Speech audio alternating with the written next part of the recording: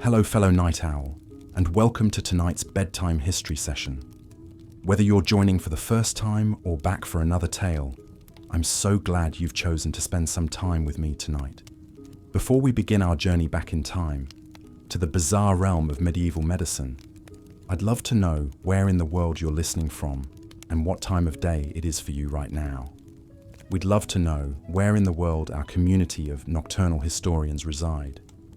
And if you find yourself enjoying this type of calm historical storytelling, please consider subscribing so you don't miss the next one.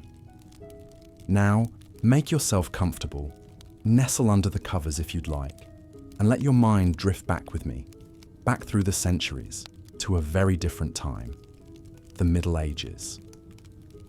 Picture in your mind's eye a small, rustic village. Dirt paths wind between simple houses of wood and thatch. Smoke rises from cooking fires as peasants toil in the surrounding fields, their backs bent under the weight of their labours. The sun hangs low in the sky, casting long shadows across the hamlet as another day draws to a close. But amidst the usual sights and sounds of village life, there is an undercurrent of unease tonight. Worried whispers pass between neighbours. Furtive glances are cast at one cottage in particular. For inside, a young man lies fevered and aching, his body racked by a dread disease. The Black Death has come to call. The year is 1348, and this is the scene playing out in countless villages and towns across Europe as the most notorious pandemic of the Middle Ages begins its relentless march. One by one, communities will be brought to their knees as the plague scythes through the population like a merciless reaper. But before we zoom out to consider the wider toll of this catastrophe, let us linger here a moment longer in this one afflicted household to consider the human tragedy at the heart of it all. The family is gathered around the bedside of their eldest son, his once strong body now laid low by pestilence. Just days ago, he was out working the fields alongside his father, dreaming of the future, making plans for the harvest, and perhaps a family of his own someday. How quickly those dreams have turned to dust. It began with a fever and chills that racked his body. Then the aches set in, a deep throbbing pain in his joints and his head.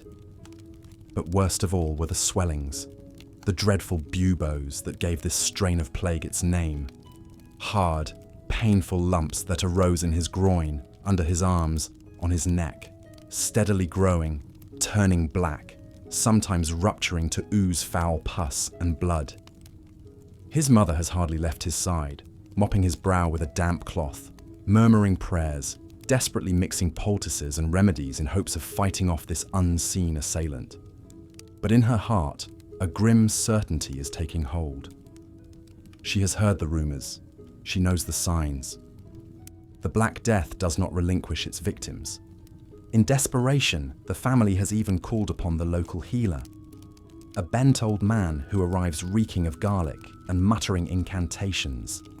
He casts stones and bones, applies foul-smelling ointments, lights candles and chants spells. But his arsenal of folk remedies and superstitions is woefully outmatched. After all, what good are leeches and bloodletting against a foe so implacable, a contagion so virulent that it can strike down the sturdiest soul in a matter of days? In a time before microscopes and petri dishes, before the very notion of germ theory, what hope is there? And so, with a final rattling gasp, the young man surrenders his spirit.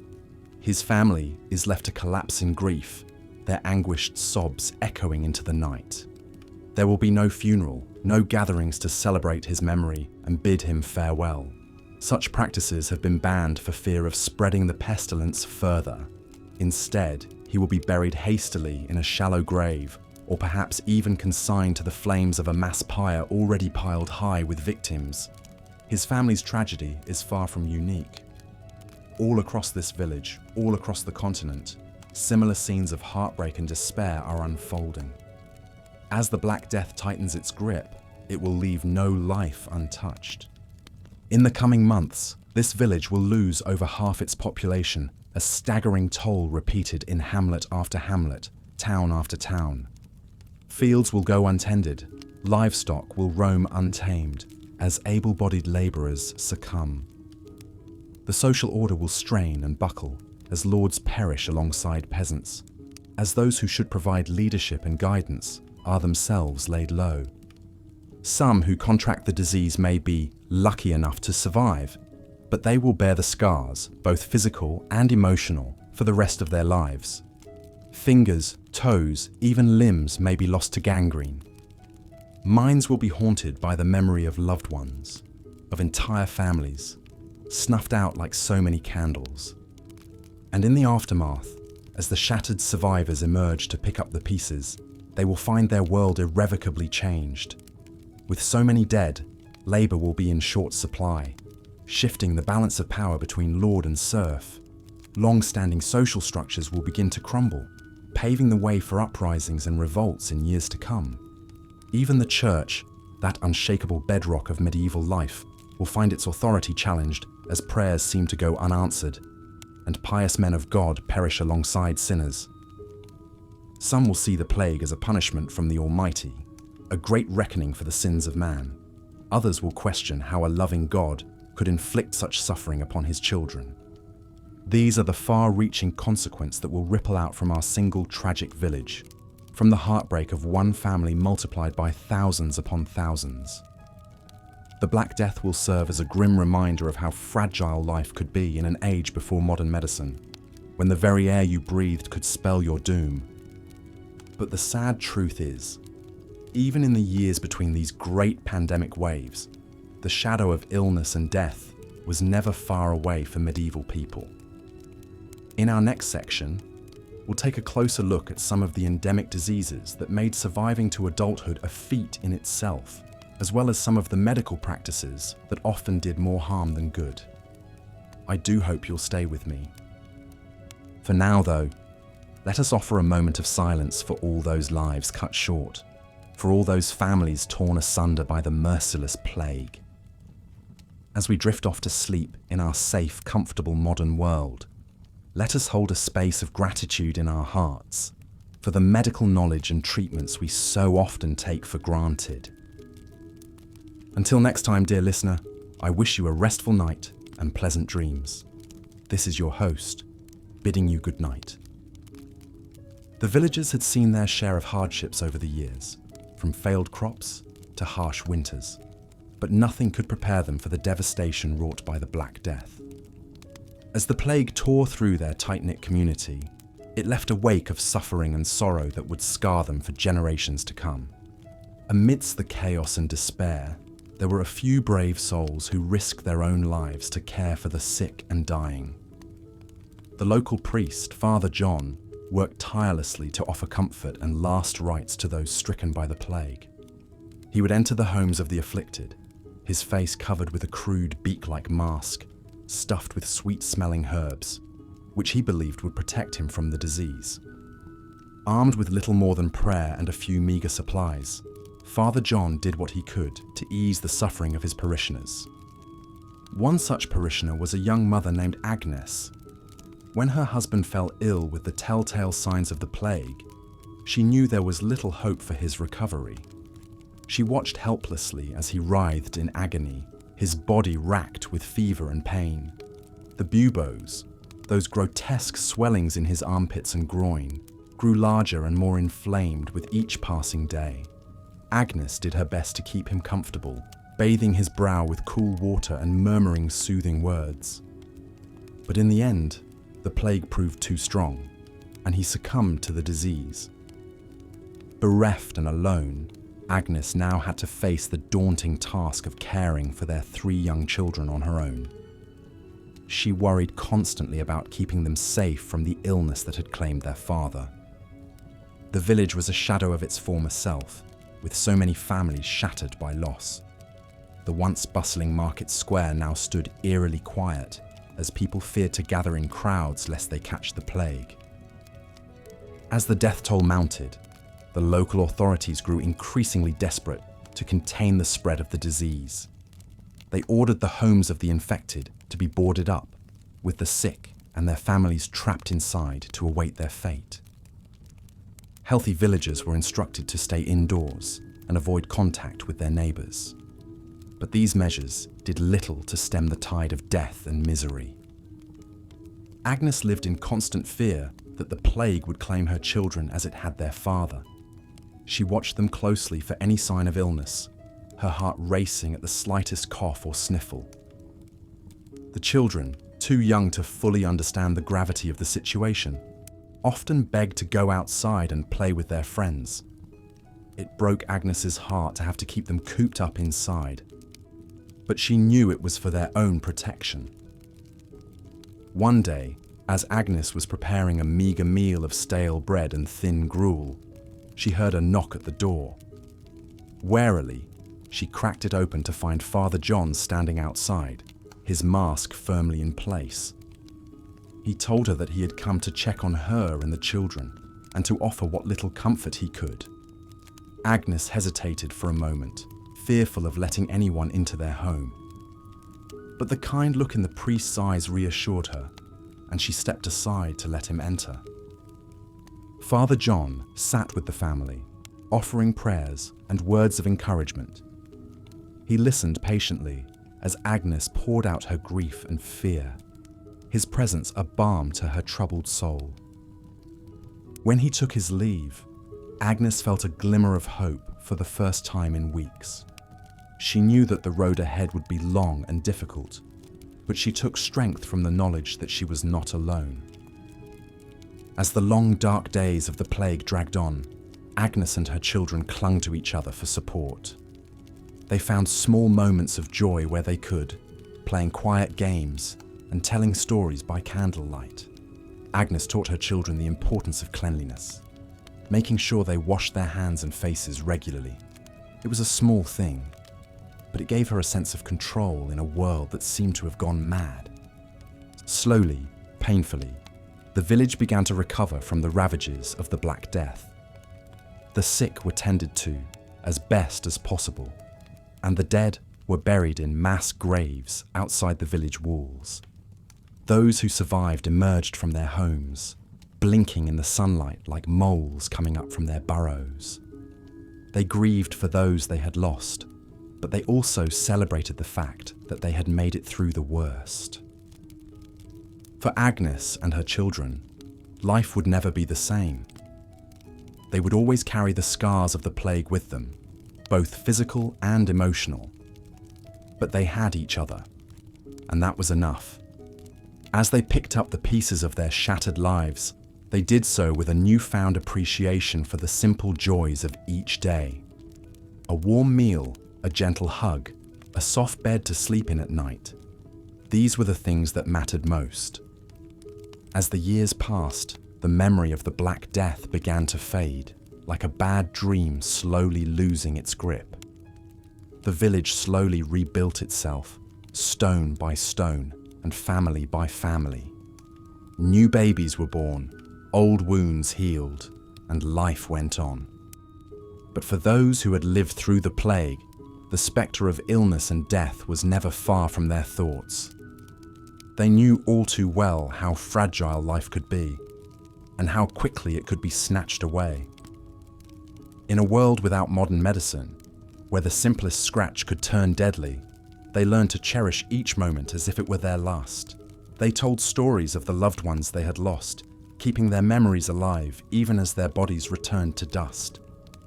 And so, as the sun set over the medieval village, casting long shadows across the fields and lanes, the survivors of the Black Death settled in for another night.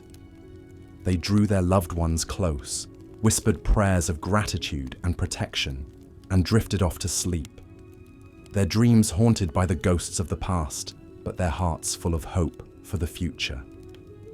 For they knew that even in the darkest of times, there was always a glimmer of light to be found. Whether it was the kindness of a neighbor, the love of a family member, or the simple beauty of a sunset, these were the things that made life worth living. And as long as they had each other, they knew they could face whatever challenges lay ahead, one day at a time.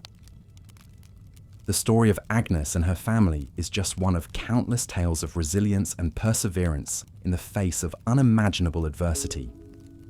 Throughout the Middle Ages, people from all walks of life found themselves confronted with the constant threat of disease and death. From the lowliest peasant to the mightiest king, no one was immune to the ravages of illness. One of the most notorious diseases of the medieval period was leprosy. This chronic infectious disease, caused by a bacteria called Mycobacterium leprae, primarily affects the skin, peripheral nerves, upper respiratory tract, and eyes. In medieval times, leprosy was a highly stigmatized condition, with those afflicted often cast out of society and forced to live in isolation. The origins of leprosy are somewhat murky, but it is believed to have first appeared in ancient civilizations like Egypt and China. By the Middle Ages, it had spread throughout Europe, with hundreds of leper colonies established to house the afflicted. These colonies, often located on the outskirts of towns and cities, provided a measure of care and support for those with leprosy, but they also served to keep them separate from the rest of society. One of the most famous leper colonies of the medieval period was the village of Eyam in Derbyshire, England. In 1665, when the Great Plague struck the village, the residents made the brave and selfless decision to quarantine themselves to prevent the spread of the disease to neighbouring towns. For 14 months, the villagers endured unimaginable suffering and loss, with many succumbing to the plague. But their sacrifice paid off, and the plague was contained within the village walls. The story of Eyam is a testament to the strength and resilience of the human spirit in the face of overwhelming odds. It also highlights the importance of community and solidarity in times of crisis. By working together and supporting one another, the villagers of Eyam were able to weather the storm and emerge stronger on the other side. Of course, not everyone was so fortunate when it came to medieval diseases. Many fell victim to the myriad illnesses that plagued the population, from smallpox and tuberculosis to dysentery and influenza. Without access to modern medical treatments, the death toll from these diseases was staggering, with entire families and communities wiped out in a matter of weeks. One of the most tragic examples of this is the case of the bubonic plague, which struck Europe in the 14th century. Also known as the Black Death, this pandemic was caused by the bacterium Yersinia pestis and spread rapidly through flea-infested rats. The symptoms were horrific, with victims developing painful, swollen buboes in their armpits, neck and groin, as well as fever, chills and vomiting. The Black Death claimed the lives of an estimated 75 to 200 million people across Eurasia and North Africa, with some cities and towns losing up to 60% of their population. The impact of the pandemic was felt for generations, with entire regions left devastated and depopulated. It was a stark reminder of the fragility of life in the face of an invisible and deadly enemy. Yet even in the midst of such unimaginable tragedy, there were glimmers of hope and humanity. Doctors and healers worked tirelessly to treat the sick, often at great personal risk to themselves. Religious orders established hospitals and hospices to care for the afflicted, providing comfort and solace in their final moments. And in some cases, as with the village of Eyam, communities banded together to support one another and limit the spread of disease. These stories serve as a reminder that even in the darkest of times, the human spirit endures. Through compassion, resilience, and solidarity, medieval people found ways to cope with the constant spectre of illness and death. And while we may never fully understand the depths of their suffering, we can honor their memory by learning from their experiences and working to build a world where no one has to face such unimaginable hardship alone. As we reflect on the legacy of medieval diseases, it's worth noting that many of the same challenges that plagued our ancestors continue to confront us today. From the ongoing COVID-19 pandemic to the rise of antibiotic-resistant superbugs, We are still grappling with the threat of infectious disease on a global scale. But we also have tools and knowledge at our disposal that our medieval counterparts could scarcely have imagined. Advances in medical science, from vaccines and antibiotics to cutting-edge diagnostic technologies, have given us a fighting chance against even the most formidable of foes. And while we may still have a long way to go, we can take heart in the progress we've made and the lessons we've learned along the way. One of the most important of those lessons is the value of public health measures in preventing the spread of disease. From basic hygiene practices like hand washing and sanitation to more complex interventions like quarantine and contact tracing, we now understand the crucial role that such measures play in protecting our communities. We've also come to appreciate the importance of scientific research and collaboration in developing new treatments and therapies. The rapid development of COVID-19 vaccines, for example, is a testament to the power of international cooperation and innovative thinking in the face of a global crisis. Of course, we still face significant challenges when it comes to ensuring equitable access to healthcare and medical resources. Just as in medieval times, marginalized communities often bear the brunt of infectious disease outbreaks, with limited access to testing, treatment, and support services.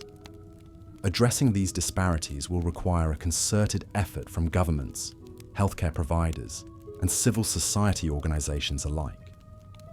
But perhaps the most enduring lesson we can take from the history of medieval diseases is the importance of compassion and empathy in the face of suffering. Whether it's a neighbor falling ill with the plague or a loved one battling a chronic condition, we are all connected by our shared vulnerability and our shared humanity. By reaching out to those in need, offering comfort and support where we can, and working together to build a more just and equitable world, we can honor the memory of those who came before us and create a brighter future for generations to come. It's a task that will require courage, perseverance, and no small measure of hope.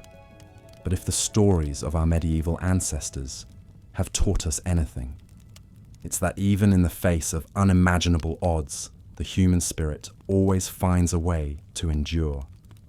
And so, as we lay our heads down to sleep, let us hold fast to that spirit of resilience and compassion.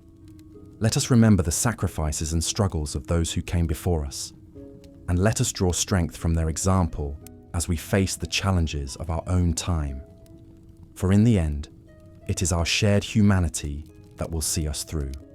And it is in that humanity that we will find the hope and healing we so desperately need. The flagellants marched through town, their bare backs bloody and raw from self-inflicted whippings. They believed that by punishing themselves, they could atone for the sins of mankind and persuade God to lift the plague from their lands.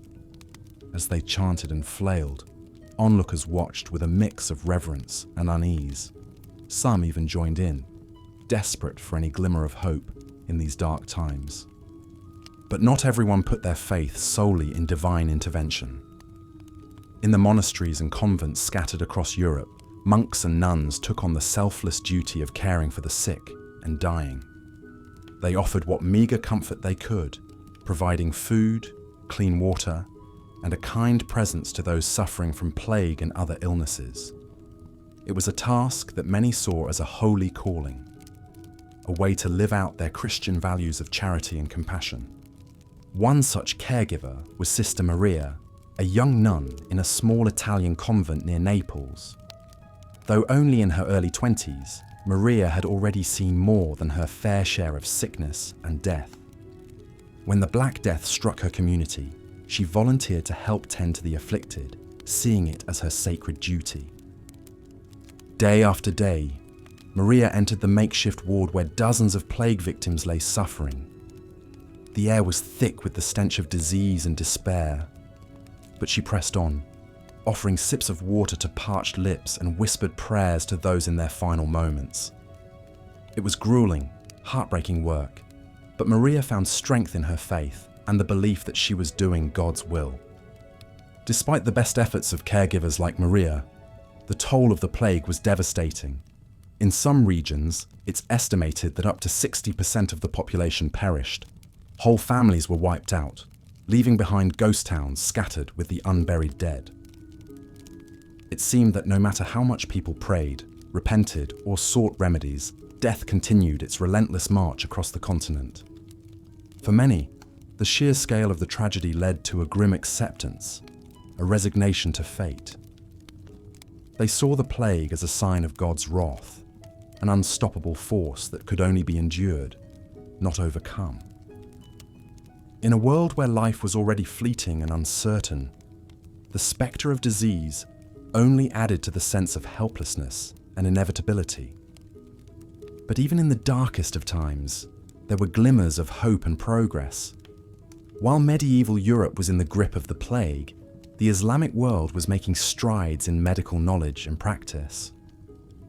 Scholars and physicians like Ibn Sina, also known as Avicenna, were compiling vast medical encyclopedias that would influence healthcare for centuries to come.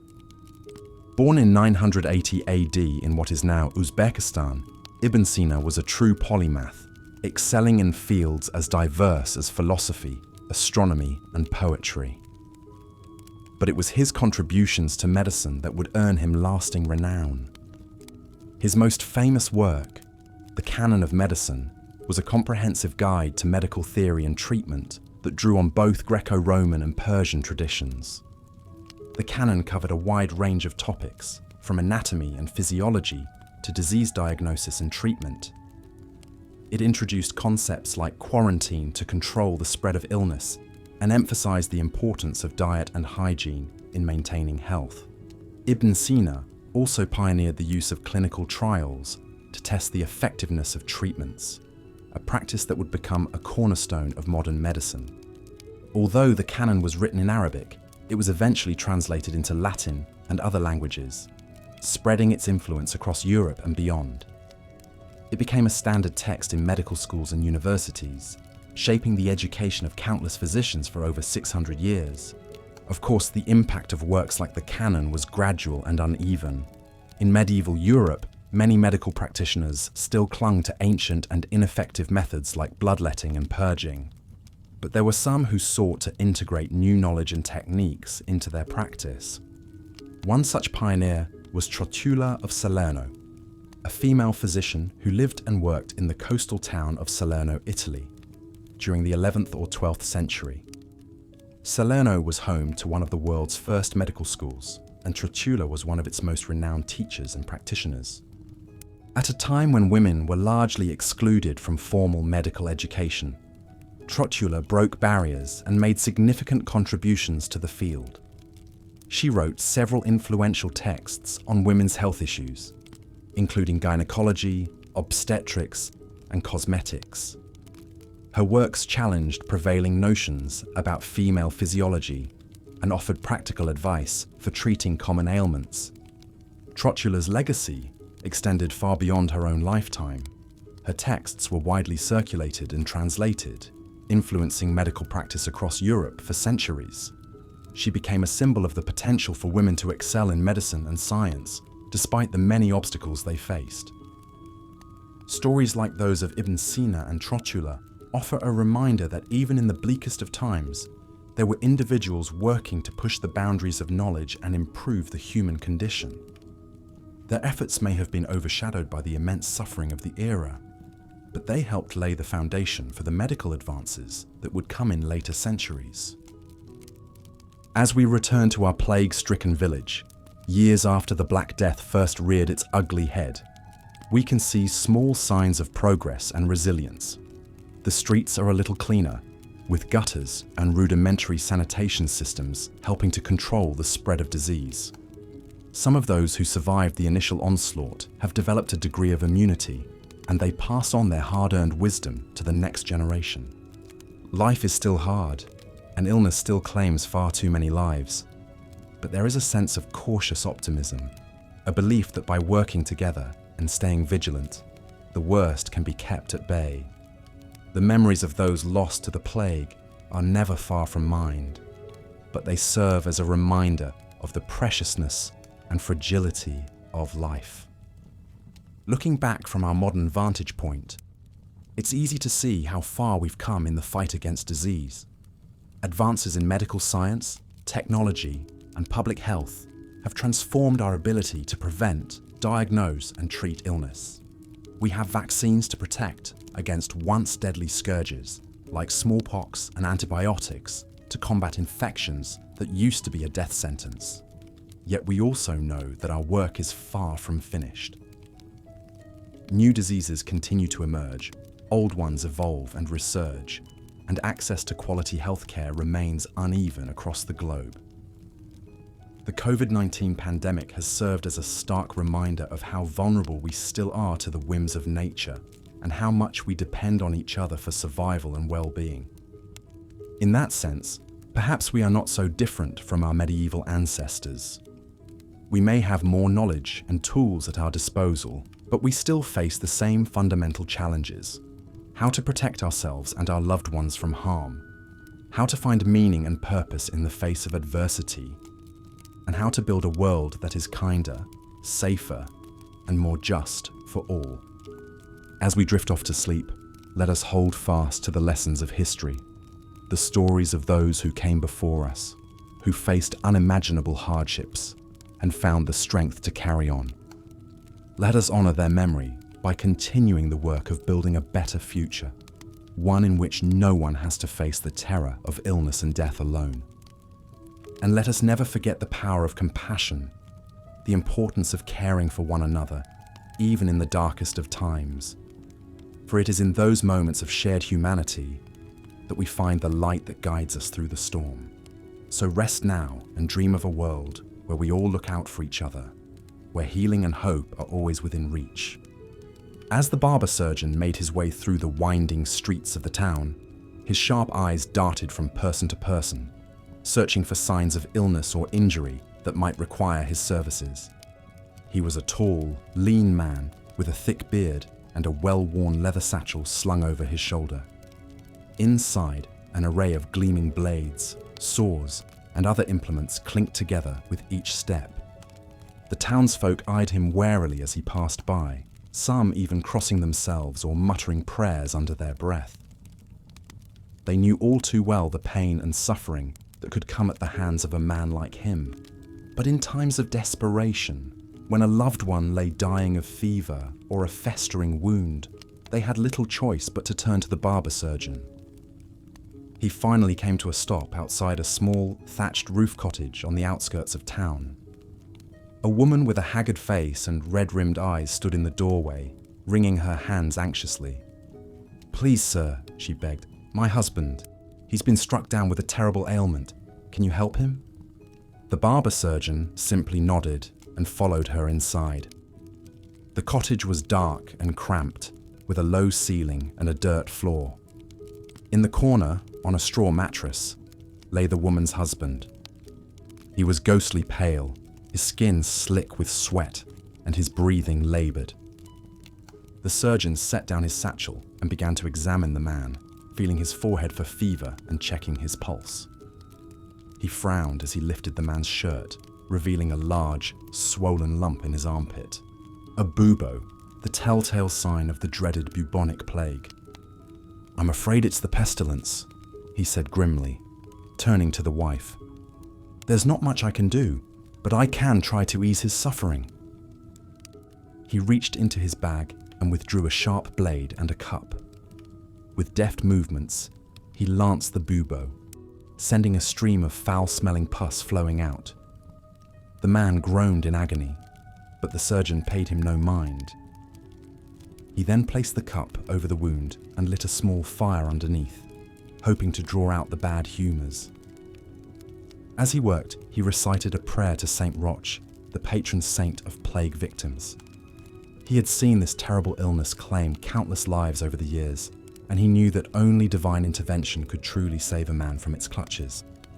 The wife watched anxiously as the surgeon continued his ministrations, applying poultices of herbs and even a few drops of mercury to the wound. She knew in her heart that it was likely futile, that her beloved husband would soon join the ranks of the dead, but she clung to the faintest glimmer of hope, praying desperately for a miracle. Finally, the surgeon stood up and wiped his bloody hands on a rag. "I've done all I can," he said solemnly. "Now it's in God's hands." He packed up his tools and left a few meager supplies with the wife before taking his leave. As he stepped out into the street, he couldn't help but feel a sense of helplessness wash over him. For all his knowledge and skill, there was still so much about the workings of the human body and the nature of disease that eluded him. He knew he was not alone in this frustration. All across Europe, physicians, apothecaries, and healers of all stripes were grappling with the same challenges.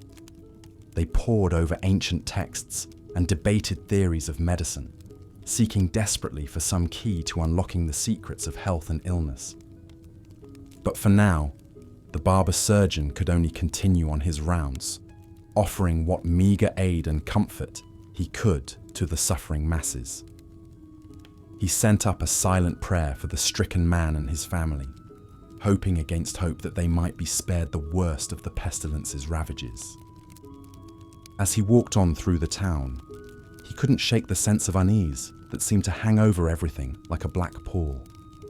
It was as if the very air itself was tainted with sickness and death. He knew that the plague was far from the only scourge that threatened the lives of the people in these dark times. There were so many other illnesses that constantly stalked the land, striking down young and old alike with brutal efficiency. Dysentery, typhoid fever, smallpox, tuberculosis. Their names were spoken in fearful whispers by those who had seen their loved ones succumb to their terrible grip. The barber surgeon had witnessed it all firsthand, the retching and bleeding of dysentery victims, their bodies wasted away to mere skeletons, the high, raging fevers and delirium of those stricken with typhoid, the oozing, pustulent sores that covered the faces of smallpox sufferers, the racking coughs and bloody sputum of consumptives slowly drowning in their own lungs. It seemed at times as if the very fabric of society was being unraveled by the relentless onslaught of these diseases. Families were torn apart, whole villages decimated, the ranks of the dead swelling with each passing day. And yet, life went on, as it always had. The fields still needed to be tilled, the livestock tended, the daily rituals of existence carried out, even in the face of such overwhelming sorrow and loss. The people clung to their faith, to the small moments of joy and love that sustained them through the darkest of times. As the barber surgeon made his way back to his humble abode on the edge of town, he couldn't help but reflect on the strange duality of his profession. He was both revered and reviled by the common folk, seen as a bearer of both healing and suffering. In truth, he knew that the remedies and treatments he offered were often little more than guesswork and superstition, passed down from master to apprentice over the generations. The humoral theory that guided so much of medieval medicine, with its emphasis on balancing the body's 4 vital fluids, seemed increasingly inadequate in the face of the complex realities of disease. And yet, he also knew that his role went far beyond the mere physical ministrations he provided. In a world where life was so precarious, so fraught with uncertainty and danger, he served as a beacon of hope and comfort to those in despair. He thought of all the hands he had held as they slipped from this mortal coil, all the brows he had soothed with cool cloths and gentle words, all the prayers he had whispered over the dying in their final moments. It was a heavy burden to bear, but one he shouldered willingly. For in the end, what else could he do but offer what little solace and succor he could to his fellow man in their time of greatest need? In a world so full of darkness and suffering, it was the smallest acts of kindness and compassion that shone the brightest. As he reached his doorstep and stepped inside, the barber surgeon sent up one final prayer for the souls of all those who had fallen victim to the merciless ravages of disease. "May they find peace in the hereafter," he whispered, "and may those left behind find the strength to carry on in their absence." And with that, he closed his eyes and let the weariness of the day wash over him, knowing that tomorrow would bring fresh challenges and fresh sorrows, but also, perhaps, the faintest glimmer of hope amidst the gathering gloom.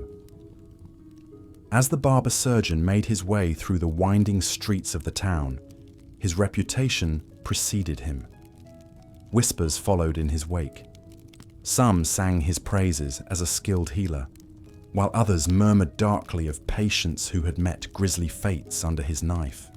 The truth, as ever, likely lay somewhere in between. He cut an imposing figure as he strode into the market square, his leather apron stained with the telltale signs of his trade. At his side hung an array of gleaming blades, saws, and other implements, whose purposes were best left to the imagination. The locals eyed him warily, unsure whether to approach or keep their distance. But approach they did, for what choice did they have? In a world where even a simple cut could fester and lead to a slow, agonizing demise, the services of a barber surgeon were always in high demand. And so, a queue began to form, the townsfolk lining up to place their lives and well-being in the hands of this enigmatic figure. One by one, they stepped forward to present their ailments and injuries. A farmer, his hand mangled by a plough blade; a young mother, desperate to save her feverish child; an elderly man, his skin mottled with weeping sores. The barber surgeon listened to each in turn, his expression inscrutable behind his bushy beard. For some, he prescribed poultices and tinctures, concocted from herbs and ingredients that only he seemed to know. For others, he recommended more drastic measures, a bloodletting to balance the humours, or perhaps the application of leeches to draw out bad blood. And for an unfortunate few, he grimly suggested surgery, an amputation to prevent the spread of gangrene, or the agonizing process of tree panning to relieve pressure on the brain. Throughout it all, the question lingered. Were these treatments truly effective, or were they simply the desperate grasping of a society still in the dark about the true causes of illness and disease? It was a question that even the most learned medical minds of the age struggled to answer. For in truth, the medieval understanding of the human body and how it functioned was woefully inadequate. Physicians and healers alike were guided by ancient theories and superstitions that, while occasionally containing kernels of wisdom, were just as often wildly off the mark. Chief among these was the concept of the four humours: blood, phlegm, black bile, and yellow bile, which were thought to govern health and personality. An imbalance of these humours was believed to be the root cause of most ailments, and treatments were designed to restore equilibrium through whatever means necessary. This often led to practices that, to modern eyes, seem misguided at best and downright barbaric at worst.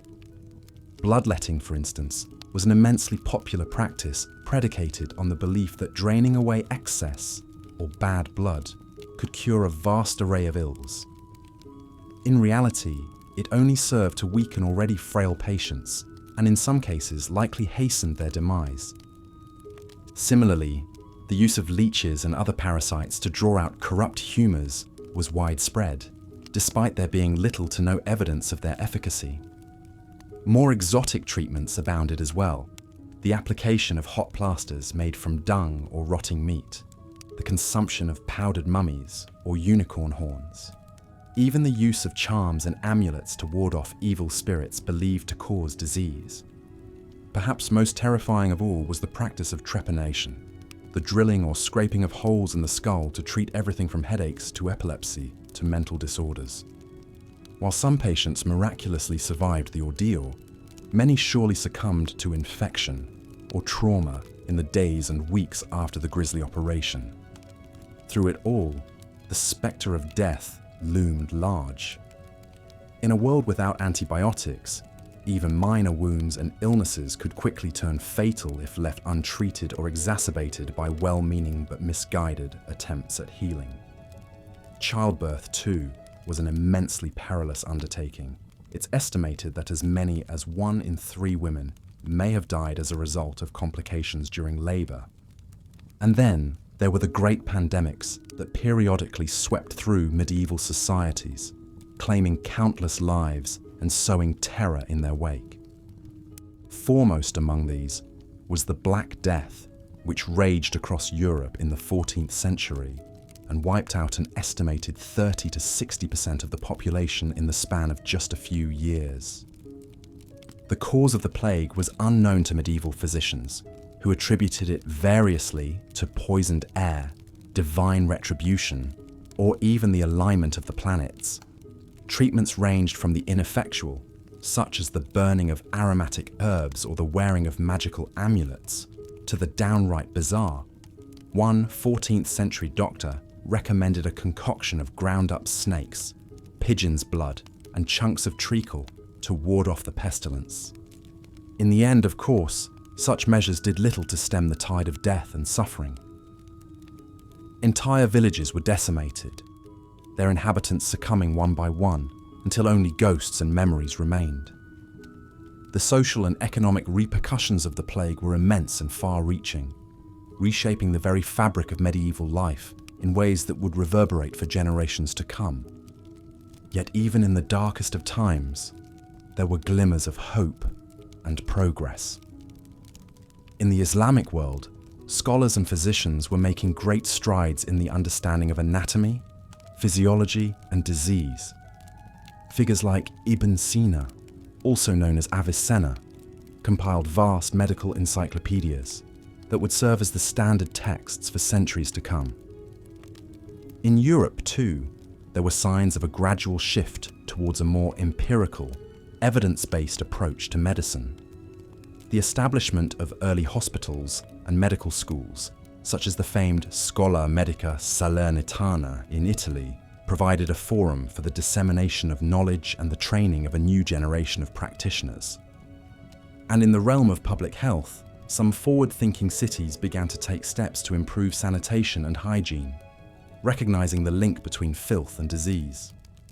The construction of sewers and public latrines, the paving of streets, and the regulation of food markets all helped to reduce the spread of contagion, even if the underlying causes remained a mystery.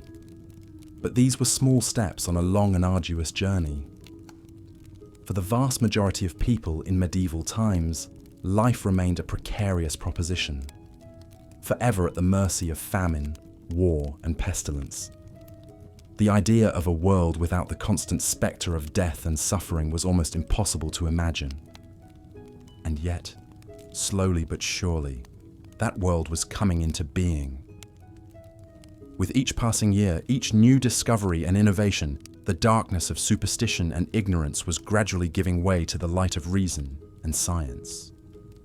It would be a long and difficult road, with many setbacks and reversals along the way, but the destination was clear. For the barber surgeon making his rounds in that nameless medieval town, of course, such lofty thoughts were likely far from his mind. His was a world of blood and pus, of screaming patients and harrowing choices, of life and death balanced on the edge of a knife. But in his own way, he too was part of that great human struggle towards understanding, towards mastery over the unseen forces that governed our frail mortal coils. Through trial and error, through the hard-won knowledge passed down from generation to generation, he and his ilk were laying the foundations for the medical miracles of the future. And so he soldiered on, applying his poultices and wielding his blades, doing what little he could to ease the suffering of his fellow man. It was a grim and thankless task, but one that someone had to undertake. For in the face of the great unknown, the unyielding cruelty of the cosmos, what choice did any of us have but to reach out into the darkness, to comfort and to heal, to rage against the dying of the light? These were the thoughts that flickered through the barber surgeon's mind as he made his way back to his humble abode that evening, his apron heavy with the weariness of the day's labours. Tomorrow would bring more of the same, more pain, more fear. more desperate battles against the ravages of disease and decay. But for now, he could rest, secure in the knowledge that he had done his part to push back against the tide of human suffering. And in the end, perhaps that was all any of us could hope for: to leave the world a little better than we found it, to plant the seeds of a brighter future that we ourselves might never live to see. It was a small and fragile hope, but one that burned bright in the hearts of the healers and the dreamers, the seekers and the sages, who dared to imagine a world beyond the shadow of death. So let us raise a glass to those unsung heroes of the medieval age, those barber surgeons and wise women, those alchemists and apothecaries, who toiled in the face of unimaginable odds to keep the flame of hope alive. Theirs was a legacy written in blood and sweat, in the anguished cries of the sick and the dying, but it was a legacy that echoed down through the centuries, paving the way for the marvels of modern medicine that we so often take for granted.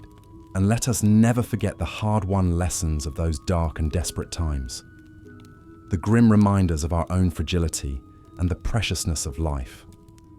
For in the end, we are all of us heirs to that great human struggle, that timeless quest to push back against the boundaries of our own mortality, to wrest meaning and purpose from the jaws of oblivion.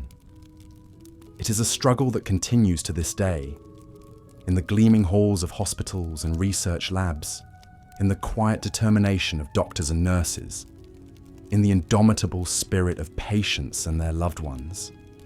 And though the road ahead may be long and fraught with peril, we can take solace in the knowledge that we do not walk it alone, that we are part of a great and noble lineage, stretching back to the very dawn of civilization. So let us press on, armed with the hard-won wisdom of the ages, guided by the light of reason and compassion, ever striving towards that shining city on the hill, that world where the spectre of death and suffering holds no sway, where every child born has the chance to live a life of dignity and purpose, free from the ravages of disease and despair. It is a world that may always hover just out of reach, a dream that may never be fully realized. But it is a dream worth fighting for, a dream worth living for, a dream that has sustained our species through the darkest of nights and the coldest of winters. And so we carry on, you and I, the living and the dead, the dreamers and the healers, the barber surgeons and the plague doctors, all of us bound together by that great and terrible beauty that is the human condition. May we never lose sight of that beauty, even in the midst of darkness and despair. May we never cease to strive for that better world, that kinder world, that world where love and light reign supreme. For in the end, that is all we have, the love we share, the light we kindle, the dreams we dare to dream. It is a fragile and fleeting thing, this gift of life, but it is ours to cherish and to hold, to nurture and to defend. And so let us go forth, you and I, into that great unknown, armed with the courage of our convictions and the strength of our compassion. Let us rage against the dying of the light, now and always, for as long as there is breath in our bodies and hope in our hearts. Let us remember the barber surgeon and his kind, those brave and broken souls who came before us, who fought the good fight even in the face of overwhelming odds. And let us honor their memory by picking up where they left off, by taking up the mantle of healing and hope, by daring to dream of a world beyond the shadow of death. It is a long and winding road that stretches out before us, a road paved with tears and laughter, with sorrow and joy, with pain and beauty beyond measure. But it is our road to walk, our story to tell, our legacy to leave. So let us walk it together, hand in hand, heart to heart, now and always, even unto the ends of the earth. For in the end, that is all we can do, to stand together against the darkness, to reach out into the unknown, to light a candle in the window of the world and dare to dream of brighter days to come. As the barber surgeon continued his journey from town to town, he carried with him a variety of instruments and techniques that were commonplace in medieval medicine. His toolkit included razors for bloodletting, leeches for drawing out bad humours, and even crude drills for trepanning. The practice of boring holes into the skull to relieve pressure or release evil spirits. While these treatments may seem barbaric or misguided to us today, they were widely accepted and even respected in the Middle Ages. The prevailing belief was that illness resulted from an imbalance of the 4 bodily fluids, or humours: blood, phlegm, black bile, and yellow bile. Bleeding a patient, sometimes excessively, was thought to restore this delicate balance and promote healing. The barber surgeon, though often untrained and illiterate, held a position of some esteem in medieval society. In addition to performing medical procedures, he also took on the roles of dentist, embalmer, and even barber, hence the title. However, the lack of formal education and reliance on tradition rather than science meant that these medical practitioners often did more harm than good. Take, for example, the story of a young woman suffering from a high fever and severe abdominal pain. The local barber surgeon was called to her bedside, where he promptly diagnosed an excess of black bile. He proceeded to slice open a vein and drain copious amounts of blood, leaving the patient weak and delirious. When her condition failed to improve, he resorted to applying hot poultices to her stomach, which only served to intensify her agony. Sadly, this woman's tale was not uncommon in the Middle Ages. Many patients suffered needlessly at the hands of well-intentioned but misguided healers who lacked a true understanding of the human body and the causes of disease. Some even met their untimely demise as a direct result of the treatments inflicted upon them.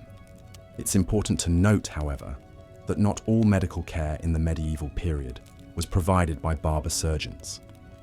Monasteries often served as centres of healing, with monks and nuns tending to the sick and infirm as part of their religious duties. These monastic infirmaries offered a place of rest and comfort for the afflicted, even if the treatments they provided were not much more effective than those of the barber surgeons. Apothecaries, too, played a role in medieval healthcare. These early pharmacists compounded herbal remedies and dispensed them to patients, often working in conjunction with physicians. While some of the herbs used, like fennel and mint, did have genuine medicinal properties, others were based on superstition or folklore. Mandrake root, for instance, was believed to cure everything from impotence to demonic possession, despite being highly toxic. One of the most enduring and misguided beliefs in medieval medicine was the miasma theory, which held that disease was spread by foul-smelling air. This led to practices like carrying sweet-smelling posies or wearing elaborate beak-like masks filled with aromatic herbs to ward off the bad air. While these measures did little to prevent the spread of illness, they were widely adopted during times of plague and pestilence. As the barber surgeon packed up his tools and prepared to move on to the next town, he couldn't help but reflect on the limitations of his craft. Despite his best efforts, he knew that many of his patients would not survive their illnesses. It was a sobering reality of life in the Middle Ages, where death was always close at hand. But even in the face of such grim prospects, the barber surgeon and his contemporaries soldiered on, doing what they could to ease suffering and prolong life. They may have been misguided in their methods, but their intentions were often pure. And in a time when the mysteries of the human body were still largely unknown, they represented the best hope for those struck down by disease and injury. As we look back on the medical practices of the Middle Ages from our modern vantage point, it's easy to dismiss them as primitive or even barbaric.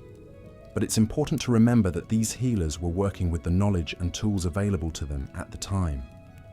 They may have been wrong in many of their assumptions, but they were also pioneers, paving the way for the eventual emergence of evidence-based medicine.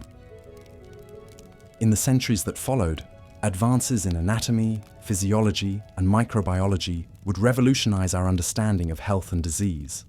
But the seeds of that progress were sown in the work of medieval healers who toiled tirelessly in the face of immense challenges and often at great personal risk. So as we continue our journey through the annals of medieval history, let us remember the barber surgeons, the apothecaries, and the monastic healers who came before us. They may not have had all the answers, but they asked the right questions and set us on the path to greater understanding. And for that, we owe them a debt of gratitude. The road ahead was long and fraught with peril, as endemic diseases continued to take their toll on medieval populations. From the cramped and filthy cities to the war-torn battlefields, sickness and death were constant companions, striking down rich and poor alike. Dysentery, a painful and often fatal infection of the digestive system, was rampant in the unsanitary conditions of the time. Caused by contaminated food or water, it could quickly spread through entire communities, leaving a wake of suffering and loss in its path. The telltale symptoms, severe abdominal cramps, fever, and bloody diarrhea, were a source of dread for medieval families. Typhoid fever, another waterborne illness, was equally devastating. Transmitted by the feces of infected individuals, it could lay waste to entire households in a matter of days. The high fever, rash, and delirium it produced were a source of great anguish for those who watched their loved ones succumb to its ravages. Smallpox, a highly contagious viral disease, was one of the most feared scourges of the Middle Ages.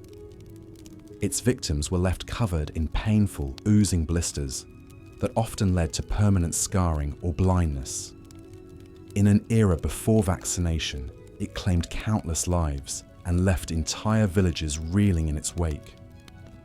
Tuberculosis, a bacterial infection that primarily affects the lungs, was another endemic killer.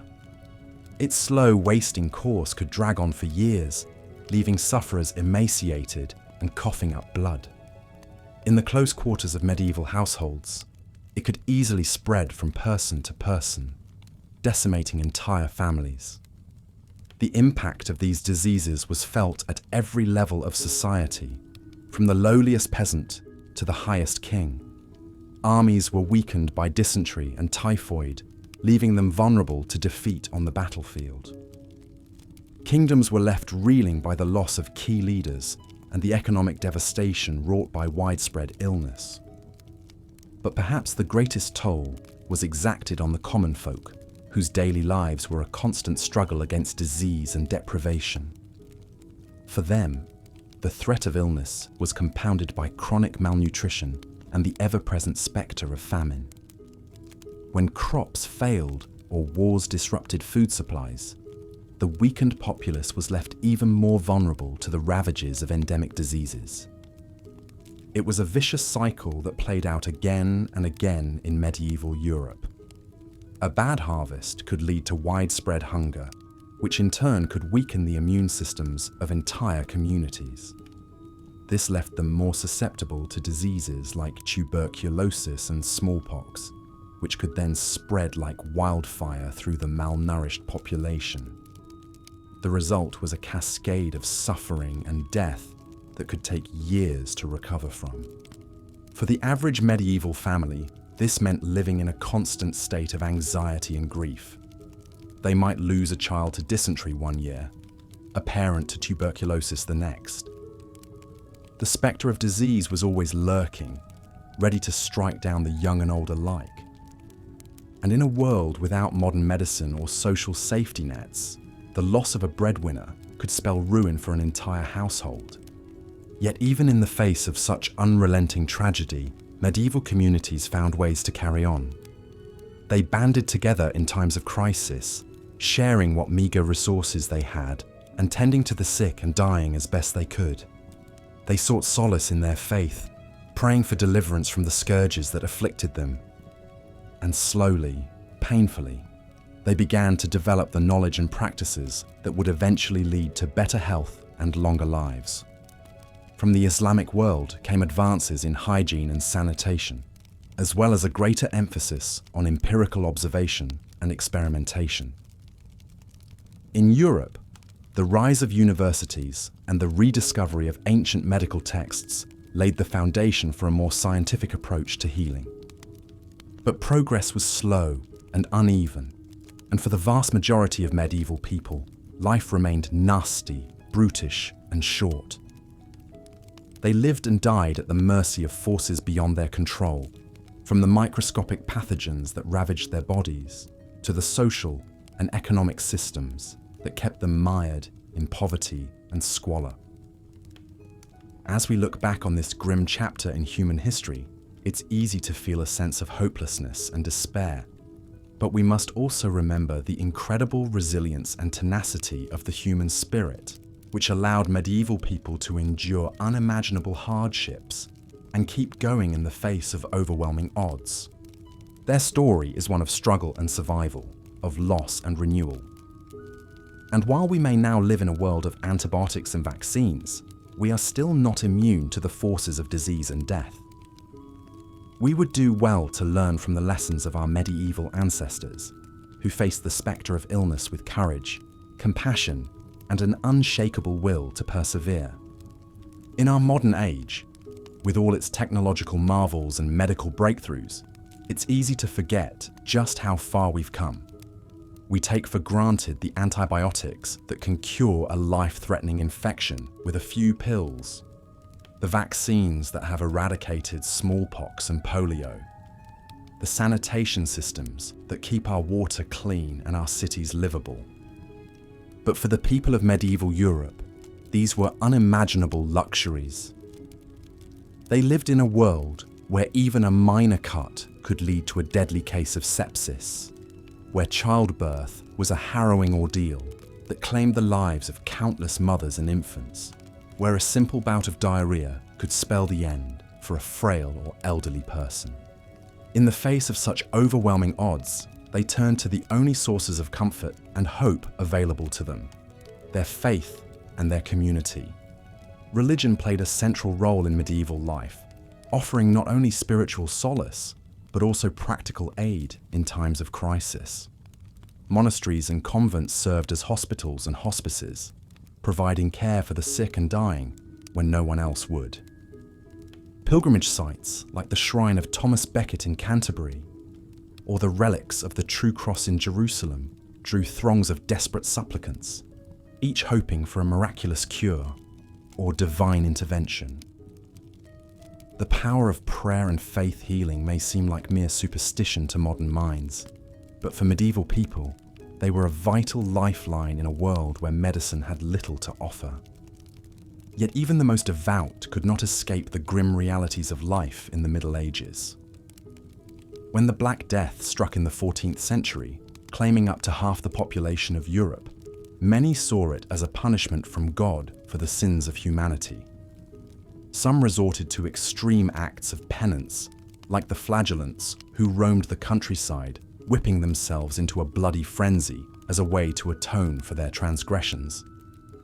Others sought scapegoats for the calamity, lashing out at marginalized groups like Jews and lepers, who were often blamed for spreading disease. The persecution of witches, which reached its peak in the early modern period, had its roots in the fear and superstition of the Middle Ages, when any misfortune could be attributed to the work of malevolent spells and demonic influence. Against this backdrop of religious fervor and existential dread, there were some glimmers of hope and progress. The Islamic world, with its advanced system of hospitals and emphasis on empirical observation, made significant strides in medical knowledge during the Middle Ages. Scholars like Ibn Sina, known in the West as Avicenna, and Al-Razi, Rhazes, made groundbreaking contributions to the understanding of anatomy, physiology, and disease. In Europe, the establishment of medical schools like the one in Salerno, Italy, marked a tentative step towards a more scientific approach to healing.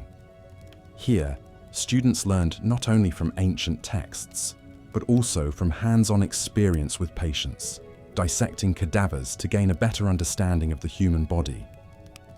Yet even these early pioneers were limited by the prevailing beliefs and superstitions of their time. The theory of the four humours, which held that health was a balance of blood, phlegm, yellow bile, and black bile, remained dominant throughout the Middle Ages and beyond. Treatments like bloodletting and purging were still widely practiced, even as some began to question their efficacy. Herbal remedies, too, were a mainstay of medieval medicine, with monks and nuns cultivating extensive gardens of medicinal plants. Some of these, like foxglove, used to treat heart conditions, and willow bark, a natural source of aspirin, have since been validated by modern science. Others, like the belief in the healing power of unicorn horns and powdered mummies, have been consigned to the dustbin of history. As we sift through the medical lore of the Middle Ages, it's tempting to dismiss it all as mere quackery and superstition. But to do so would be to ignore the very real suffering and courage of the people who lived and died in that time.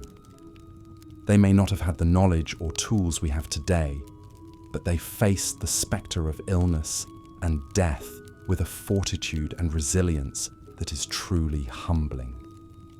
In their stories, we can find echoes of our own struggles and triumphs.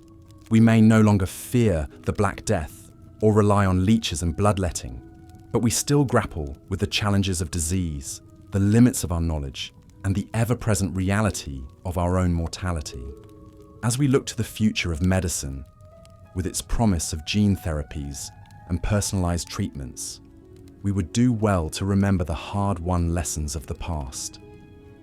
We stand on the shoulders of giants, from the barber surgeons and apothecaries of the Middle Ages to the scientists and physicians of today. Their legacy is one of perseverance in the face of adversity, of hope in the darkest of times. It is a reminder that even in the midst of suffering and loss, the human spirit endures, ever seeking new ways to heal, to comfort, and to carry on.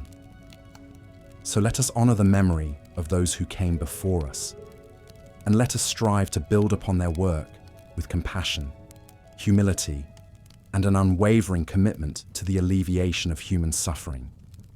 For in the end, that is the true measure of our progress as a species, and the ultimate goal of all our endeavors. As we come to the end of our journey through the annals of medieval medicine, we find ourselves back in the village where we began, years after the devastation of the Black Death. The once bustling streets are quieter now, the faces of the survivors etched with the lines of grief and hardship. But there are also signs of hope and renewal.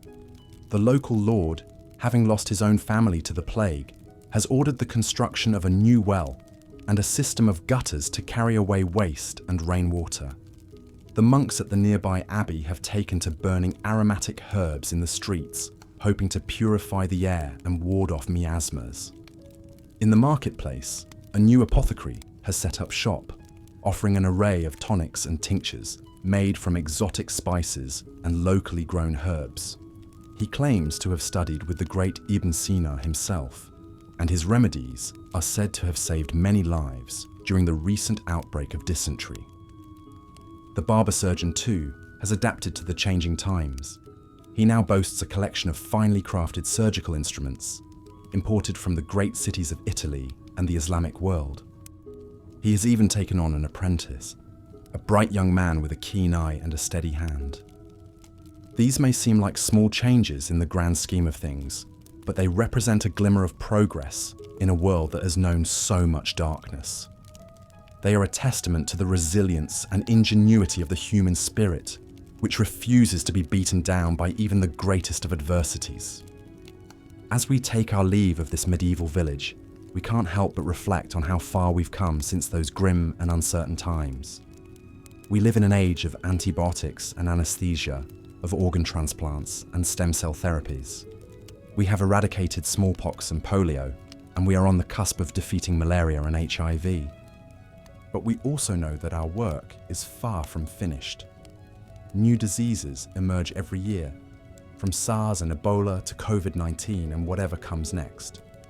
Drug-resistant superbugs threaten to undo a century of progress, while climate change and environmental degradation pose existential threats to human health and well-being. In the face of these challenges, we must summon the same courage and determination that saw our medieval ancestors through their darkest hours. We must be willing to question old assumptions, to embrace new ideas, and to work tirelessly in the pursuit of knowledge and understanding. Above all, we must remember that medicine is more than just a science or a profession. It is a calling, a sacred trust that binds us to our fellow human beings in their moments of greatest need. It is a reminder that we are all in this together, that our fates are intertwined, and that none of us is truly healthy until all of us are. So let us go forth from this place with renewed purpose and compassion. Let us honor the memory of those who suffered and died in the centuries before us, and let us work to build a world where no one must endure such suffering again. For in the end, that is the true legacy of medieval medicine, and indeed of all human. As the barber surgeon made his way into town, his cart laden with an array of sharp blades, metallic tools, and mysterious tinctures, a sense of both hope and unease rippled through the sickly community. In an age where medical knowledge was often intertwined with superstition and religious beliefs, these traveling healers were seen as both saviors and harbingers of suffering. The townsfolk gathered around, desperate for any glimmer of relief from the relentless onslaught of disease. A frail, elderly man hobbled forward, his body racked with a persistent, hacking cough that spoke of a deep-seated illness within. With a grave nod, the barber surgeon gestured for the man to sit upon a wooden stool. He reached for a crude lancet, its edge gleaming in the sunlight, and with a swift, practiced motion, made a deep incision into the man's arm. The patient gritted his teeth, his face contorted in a mix of pain and desperate hope as dark, thick blood began to flow into a waiting bowl. Bloodletting, a staple of medieval medicine, was believed to restore balance to the body's four humours: blood, phlegm, black bile, and yellow bile. An excess or deficiency in any of these was thought to be the root cause of illness and disease. By draining excess or bad blood, practitioners hoped to restore equilibrium and promote healing. Yet, as we now know, this practice often did more harm than good, weakening already frail bodies and sometimes introducing new infections through unsanitary tools. The barber surgeon moved from patient to patient, his techniques varying but equally misguided. For a young boy suffering from a severe headache, he recommended trepanation, the drilling of a hole into the skull to release evil spirits believed to be the source of the pain. The child's mother watched in a mix of apprehension and desperate faith as the barber surgeon bore into her son's head with a crude hand drill, praying silently that this would bring relief. An elderly woman, her skin pocked with the telltale scars of smallpox, was prescribed a poultice of bread mold and vinegar to draw out the poisons. Though we now understand that certain molds contain antibiotic properties, the haphazard application and lack of understanding often rendered such treatments ineffective at best. As the day wore on, the barber surgeon's cart slowly emptied of its gruesome array of bloodied bowls and soiled rags. The town square buzzed with a mix of excitement and fear, some claiming to feel invigorated by their treatments, others already feeling the onset of new fevers and infections. In the coming days, some would recover, their resilient bodies fighting off illness despite the dubious interventions. Others would succumb, their weakened states exacerbated by the very treatments meant to heal them. Such was the precarious nature of life and death in the face of medieval medicine. As night fell, the barber surgeon packed up his wares and prepared to move on to the next town, leaving behind a trail of blood, hope, and sorrow. For the villagers, the spectre of illness remained an ever-present threat, their faith in God and the promise of relief through suffering their only solace in a world where the true causes of disease remained shrouded in mystery. Amidst the patchwork fields and dense primeval forests, Another town came into view, its thatched roofs and dirt paths so similar to those just left behind. Here too, the familiar telltale signs of endemic diseases were etched upon the faces of the weary inhabitants. A young mother cradled her feverish child, the little one's face flushed and slick with sweat. The woman's own eyes were hollowed by exhaustion and grief, having already lost 2 children to the relentless grip of dysentery the previous summer. The child's belly was swollen and distended, racked with cramps, as the infection ravaged their small body. Nearby, an elderly man sat slumped against the wall of his small hovel, his breath rattling in his chest with each labored inhalation. The telltale bloody cough and wasting frame spoke to the consumption that had claimed so many lives, the disease we now know as tuberculosis. In the fields beyond, a group of labourers toiled under the hot sun, their bodies thin and weakened by the constant spectre of malnutrition. The meagre harvests and periodic famines left them vulnerable to the onslaught of illnesses, their immune systems compromised by the lack of nourishment. The people of this town, like so many others across the medieval world, lived in the constant shadow of death and disease. The names and faces might change from village to village, but the stories remained hauntingly similar. Lives cut short, families torn asunder, and communities struggling to carry on in the face of unrelenting tragedy. For the wealthy and powerful, there was some small measure of respite. Castles and fortified manors offered a degree of separation from the squalor and filth of the common folk, their inhabitants benefiting from slightly better nutrition and living conditions. Yet even they were not immune to the ravages of illness, as the periodomniprof, dysentery and disease among the royal courts of Europe could attest. In the monasteries and convents that dotted the landscape, a different kind of battle against illness was being waged. Here, the sick and dying were often tended to by monks and nuns, who saw it as their holy duty to offer comfort and care to the afflicted. The infirmaries of these religious institutions were often the closest thing to a hospital that many people would ever know. Herbal remedies and careful nursing provided some small measure of relief, even if the underlying causes of disease remained a mystery. Yet even within the cloistered walls of the monastery, the spectre of illness and death was never far away. Many a young novice fell victim to the same diseases that ravaged the outside world, their lives cut short before they could take their final vows. As the barber surgeon made his way into this new town, setting up his temporary stall in the market square, the cycle of hope and despair began anew. The people here, like those in countless other villages, were desperate for any glimmer of relief, any chance to stave off the grim reaper for a little while longer. And so they came, the sick and the suffering, the young and the old, placing their trust in the crude tools and unproven remedies of the travelling healer. Some would find a temporary respite from their ailments, their faith in the power of medicine bolstered for a time. Others, weakened by the very treatments meant to save them, would succumb to the ravages of infection and disease, their bodies added to the growing toll of medieval life. It was a never-ending dance of life and death, played out against the backdrop of a world still shrouded in the mysteries of the human body and the forces that sought to destroy it.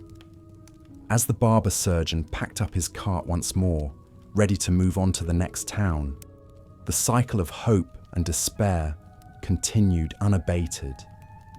For the people of this village, as for so many others, the fight against illness and disease was a constant companion, a battle that would be waged for generations to come.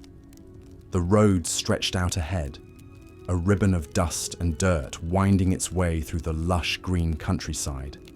The barber surgeon urged his horse forward, the cart creaking and swaying with the weight of his tools and remedies. In the distance, the spires of a grand cathedral pierced the sky, a testament to the faith and devotion of the people who lived and died in its shadow. For many, The promise of salvation in the afterlife was the only comfort in a world so often filled with pain and suffering. As he approached the outskirts of the next town, the barber surgeon could already see the familiar signs of illness and disease. A group of peasants, their faces gaunt and their eyes hollow, huddled around a small fire, seeking warmth and solace in the face of their afflictions. An old woman, her skin mottled with the telltale rash of typhoid fever, lay shivering on a bed of straw. Her family gathered around her in a vigil of prayer and helplessness. A young boy, his body racked with the convulsions of epilepsy, thrashed and moaned as his mother tried in vain to soothe him. These were the sights and sounds of medieval life, a world where the spectre of illness and death was never far away. For the people of this time, the promise of relief through prayer and pilgrimage, through holy relics and sacred rituals, was often the only hope they had. The barber surgeon set up his stall in the town square, his arrival greeted with a mix of hope and apprehension. The people here, like those in so many other places, were desperate for any chance at respite from their suffering, any glimmer of hope in a world so often filled with darkness. As the first patient took their place on the wooden bench, the barber surgeon reached for his tools, his mind already racing with the possible diagnoses and treatments. Was it an excess of black bile that needed to be purged? A demonic possession that required the application of holy water and prayer? He would do his best, applying the knowledge and skill passed down through generations of healers, even as the true causes of illness remained shrouded in mystery. In a world where the secrets of the human body were still locked away, where the microscopic agents of disease were yet unknown, he could only hope that his efforts would bring some small measure of relief to those who suffered.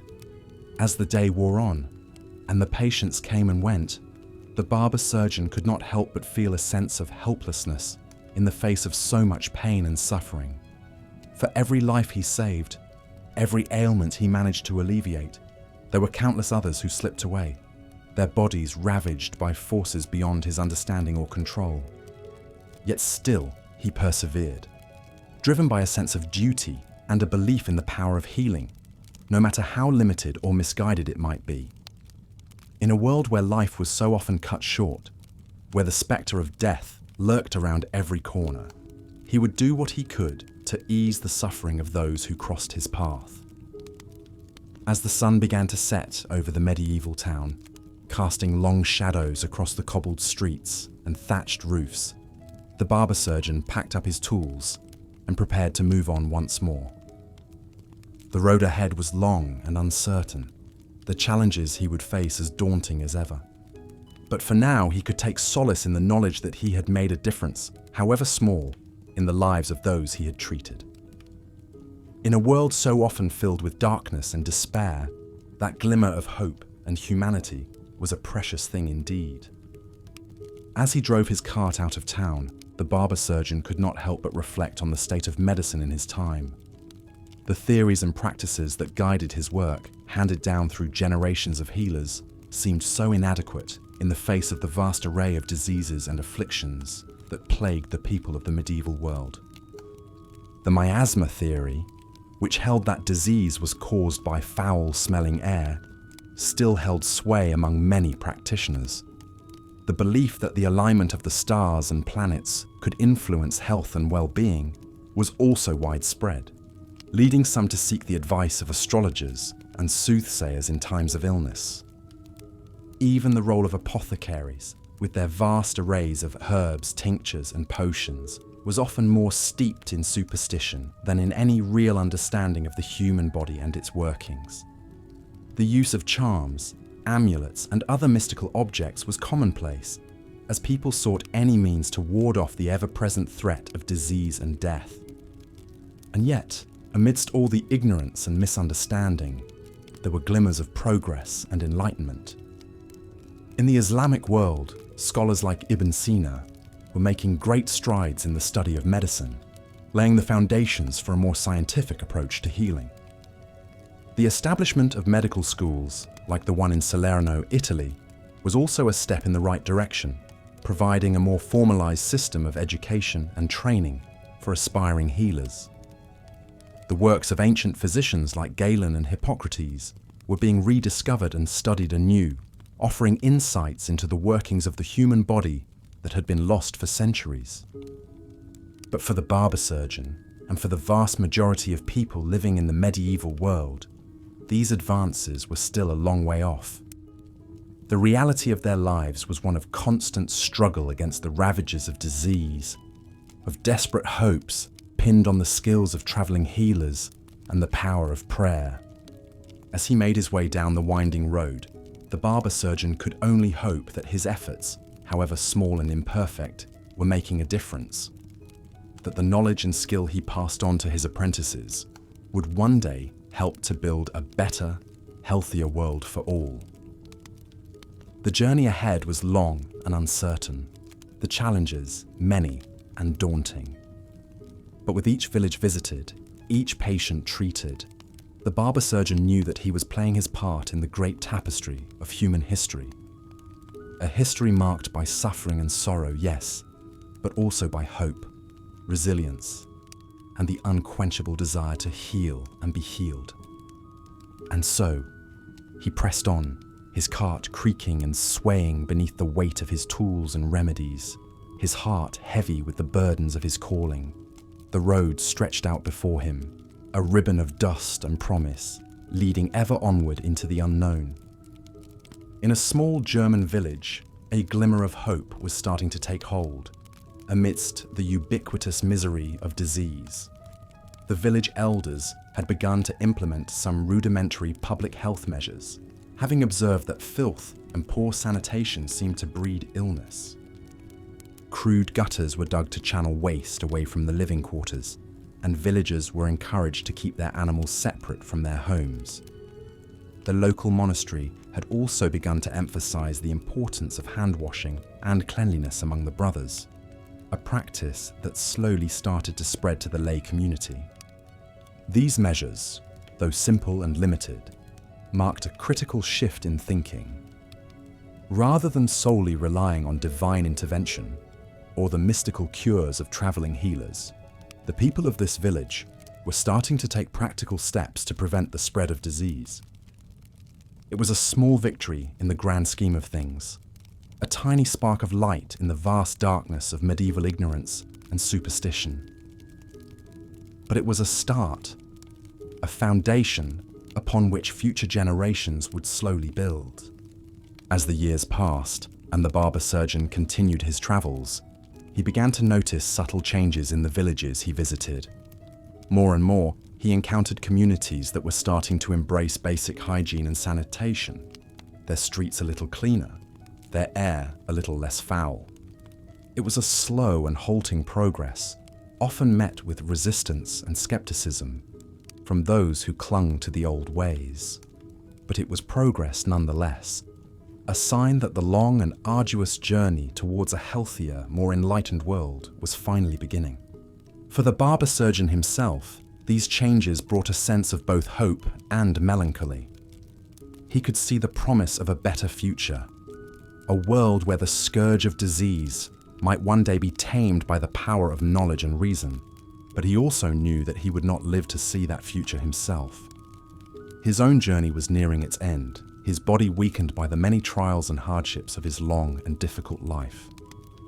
As he looked back on his years of service, the countless lives he had touched, the suffering he had witnessed and tried to alleviate, he could not help but feel a sense of both pride and humility. He had done his best, given all that he had to the cause of healing, even in the face of overwhelming ignorance and despair.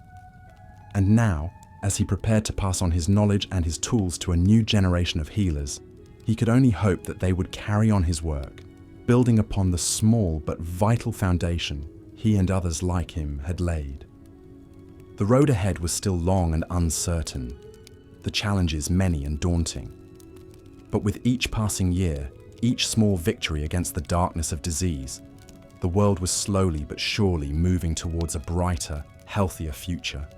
And so, the barber surgeon, his journey at an end, could rest easy in the knowledge that he had played his part, however small, in the great and ongoing struggle for life and health in the face of the unknown. The scene fades, the clatter of the horse-drawn cart receding into the distance as we return to the present day. The world we live in now, with its advanced medical knowledge, its hospitals and clinics, its antibiotics and vaccines, is a far cry from the dark and uncertain times of the medieval barber surgeon. But as we reflect on how far we've come, it's important also to remember how much farther we still have to go. Even with all our modern advancements, disease and illness remain a constant threat, a reminder of our own fragility and the limits of our understanding. In many parts of the world, people still live and die in conditions not so different from those of the medieval peasant, their lives beset by poverty, malnutrition, and lack of access to basic healthcare. Even in the most developed nations, the spectre of pandemics, chronic illness, and health disparities looms large. And so, as we lay ourselves down to sleep, our minds filled with the images and stories of a distant and difficult past, let us not forget the challenges that still lie ahead. The journey towards a world of true health and well-being for all is far from over, and it will take the efforts and dedication of countless healers, researchers, and everyday people to see it through. But just as the medieval barber surgeon found hope and purpose in his calling, despite the overwhelming odds, so too can we find strength and inspiration in the knowledge that we are part of a great and ongoing struggle. A struggle to ease suffering, to promote understanding, and to build a better, healthier world. The barber surgeon's arrival brought a mix of hope and apprehension to the town. On one hand, people were desperate for any kind of medical aid in the face of so much suffering and loss. The mere presence of someone claiming to have healing skills boosted morale. Yet there was also an undercurrent of unease. Barber surgeons had a reputation for causing more harm than good with their crude and painful treatments. As the barber surgeon set up his makeshift practice in the town square, a queue of townsfolk quickly formed, each waiting their turn to be seen. Many were there out of sheer desperation, willing to try anything to ease their loved one's suffering.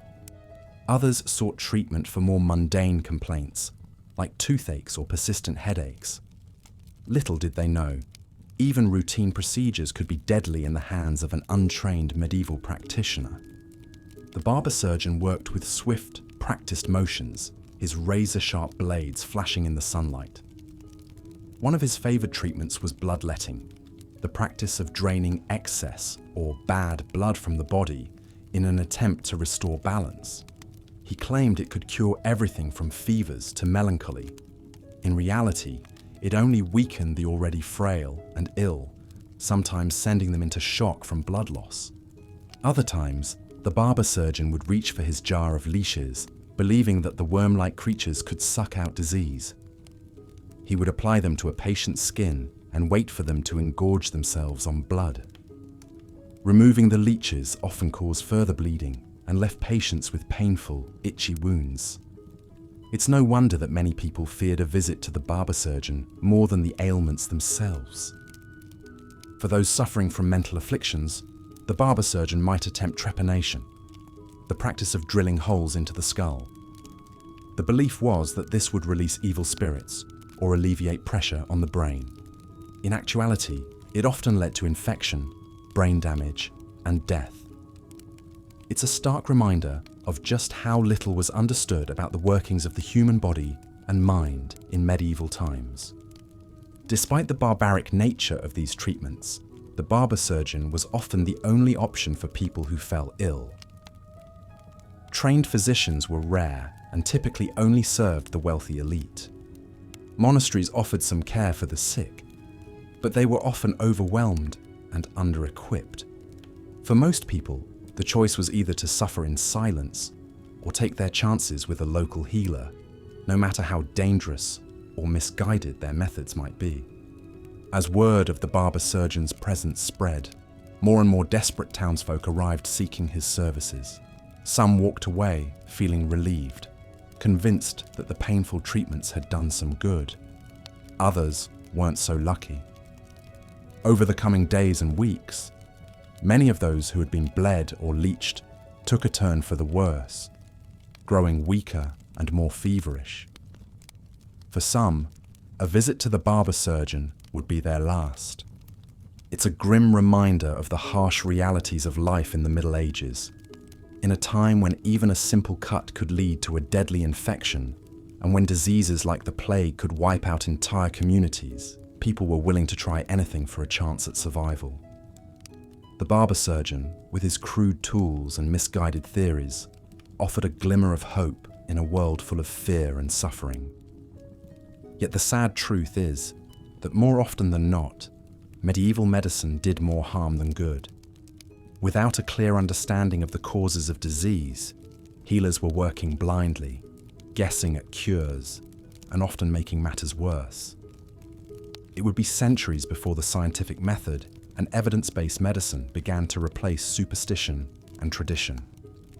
In the meantime, countless lives were lost to treatable illnesses and well-meaning but ultimately deadly treatments. As the barber surgeon packed up his tools and moved on to the next town, the village was left to deal with the aftermath of his visit. Some would recover from their crude treatments and count themselves lucky. Others would succumb to infection or blood loss, leaving behind grieving families and a sense of helplessness.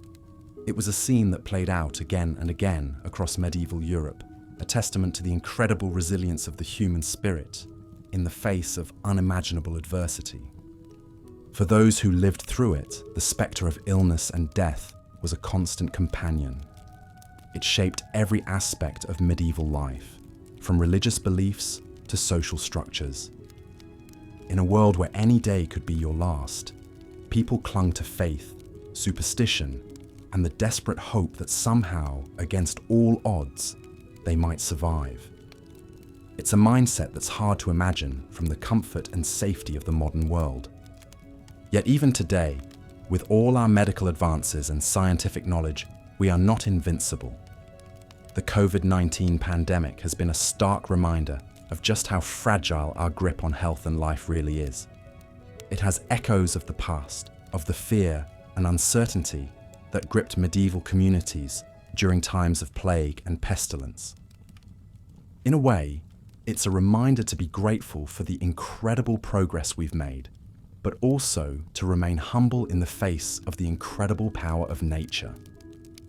We may have come a long way from the days of barber surgeons and bloodletting, but we are still vulnerable, still at the mercy of forces beyond our control. It's a lesson that our medieval ancestors knew all too well, that life is precious and that every moment should be cherished. As we look back on the grim realities of medieval medicine, it's easy to feel a sense of superiority, a belief that we have conquered disease and death. But the truth is more complicated. Yes, we have made incredible strides, and we should be proud of the advances that have saved countless lives. But we must also remember that we are part of a long and ongoing struggle, a battle against illness and suffering that has been waged for centuries. In the face of that struggle, the resilience and courage of our ancestors is something to be admired and celebrated. They faced unimaginable hardships with grace and determination, finding hope and meaning in even the darkest of times. It's a legacy that we carry with us, a reminder that even in the face of great adversity, the human spirit can endure. So as we drift off to sleep, let us spare a thought for those who came before us, for the countless souls who suffered and died in a world without modern medicine. Let us honor their memory by cherishing the incredible gift of health and life that we have been given. And let us face the challenges of our own time with the same resilience, courage, and hope that sustained our ancestors through the darkest days of the Middle Ages. As the barber surgeon packed up his tools and moved on to the next town, he left behind a trail of suffering and confusion. The townsfolk were left to ponder the efficacy of his treatments, many of which seemed to cause more harm than good. The practice of bloodletting, in particular, raised eyebrows and sparked heated debates. The theory behind bloodletting was that it would remove the bad blood from the body, thus restoring balance to the humours. However, in reality, it often left patients weakened and vulnerable to further illness. The sight of a pale, listless patient with multiple cuts on their arms was all too common in medieval times. Leeching was another popular treatment that often did more harm than good. The small, slimy creatures were applied to the skin in the hopes that they would suck out the bad blood and heal the patient. However, many patients found the experience to be painful and unsettling, and the loss of blood often left them feeling drained and weak. Perhaps the most frightening of all medieval medical practices was trepanning. This involved drilling a hole into the patient's skull in order to release evil spirits or alleviate pressure on the brain. It's hard to imagine the sheer terror that patients must have felt as they lay on the operating table, watching the barber surgeon approach with his crude drill. Despite the best efforts of medieval healers, many patients suffered greatly at their hands. The lack of proper training and understanding of the human body meant that treatments were often misguided and dangerous. It was not uncommon for patients to contract infections from unsterilized equipment or to suffer from the side effects of toxic remedies. One such patient was a young woman named Matilda. She had been suffering from a persistent cough and fever for weeks, and her family had grown desperate for a cure. They brought her to the local apothecary, who prescribed a concoction made from a variety of herbs and animal parts. Matilda dutifully drank the foul-smelling liquid, but her condition only worsened. She developed painful sores in her mouth and throat, and her fever spiked to dangerous levels. Her family watched helplessly as she writhed in agony, unable to find relief from her suffering. Stories like Matilda's were all too common in medieval times. The miasma theory, which held that disease was caused by bad air, led many people astray in their search for a cure. They would burn sweet-smelling herbs and carry pomanders filled with perfume in the hopes of warding off illness. Little did they know that the real culprits were the unseen microbes that lurked in the filth and squalor of medieval life. Monasteries and apothecaries were often seen as centers of healing in medieval times. Monks and nuns would grow medicinal herbs in their gardens and prepare remedies for the sick and suffering. They believed that it was their holy duty to care for the ill, and that by doing so, they were serving God. However, even these well-intentioned healers were often working with limited knowledge and resources. They relied heavily on ancient texts and traditional remedies, many of which had little basis in scientific fact. They also lacked the understanding of basic hygiene and sanitation that we take for granted today. Despite the best efforts of medieval healers, the toll of endemic diseases was staggering. Dysentery, typhoid fever, smallpox, and tuberculosis were constant threats to the health and well-being of the population. These diseases would sweep through entire villages, leaving a trail of suffering and death in their wake. The symptoms of these illnesses were often horrific and painful. Dysentery, for example, caused severe diarrhea and abdominal cramping, leaving victims dehydrated and weak. Smallpox, on the other hand, caused a rash of painful blisters that could leave survivors scarred for life. Families were often struck repeatedly by tragedy, losing multiple members to the same disease. It was not uncommon for parents to bury several of their children before they reached adulthood. The emotional toll of such losses was immeasurable, leaving entire communities gripped by grief and despair. The spread of endemic diseases was fueled by a perfect storm of factors. Poor sanitation and lack of clean water meant that disease-causing microbes could easily spread from person to person. Malnutrition and famine weakened people's immune systems, making them more susceptible to illness. And the close quarters of medieval life, with multiple families often sharing the same small living spaces, meant that diseases could quickly spread through entire households. Even those in positions of power were not immune to the ravages of disease. Armies were often weakened by outbreaks of dysentery and other illnesses, leaving them vulnerable to defeat on the battlefield. Kings and queens, despite their wealth and privilege, could fall victim to the same diseases as their subjects. The story of King Richard III of England is a prime example of the toll that endemic diseases could take on even the most powerful of individuals. Richard was known for his military prowess and strategic mind, but he was ultimately undone by a simple case of dysentery. While leading his troops in battle against Henry Tudor in 1485, Richard fell ill with the disease. Despite his best efforts to push through the pain and discomfort, he grew weaker by the day. On the morning of the Battle of Bosworth Field, Richard was so weakened by his illness that he had to be helped onto his horse. In the heat of battle, Richard fought bravely, but his strength was no match for the disease that ravaged his body. He was ultimately killed in combat, his body left to rot on the battlefield. It was a tragic end for a man who had once been one of the most powerful figures in England. The story of Richard III is just one of many examples of how endemic diseases could strike down even the most powerful and influential individuals in medieval society.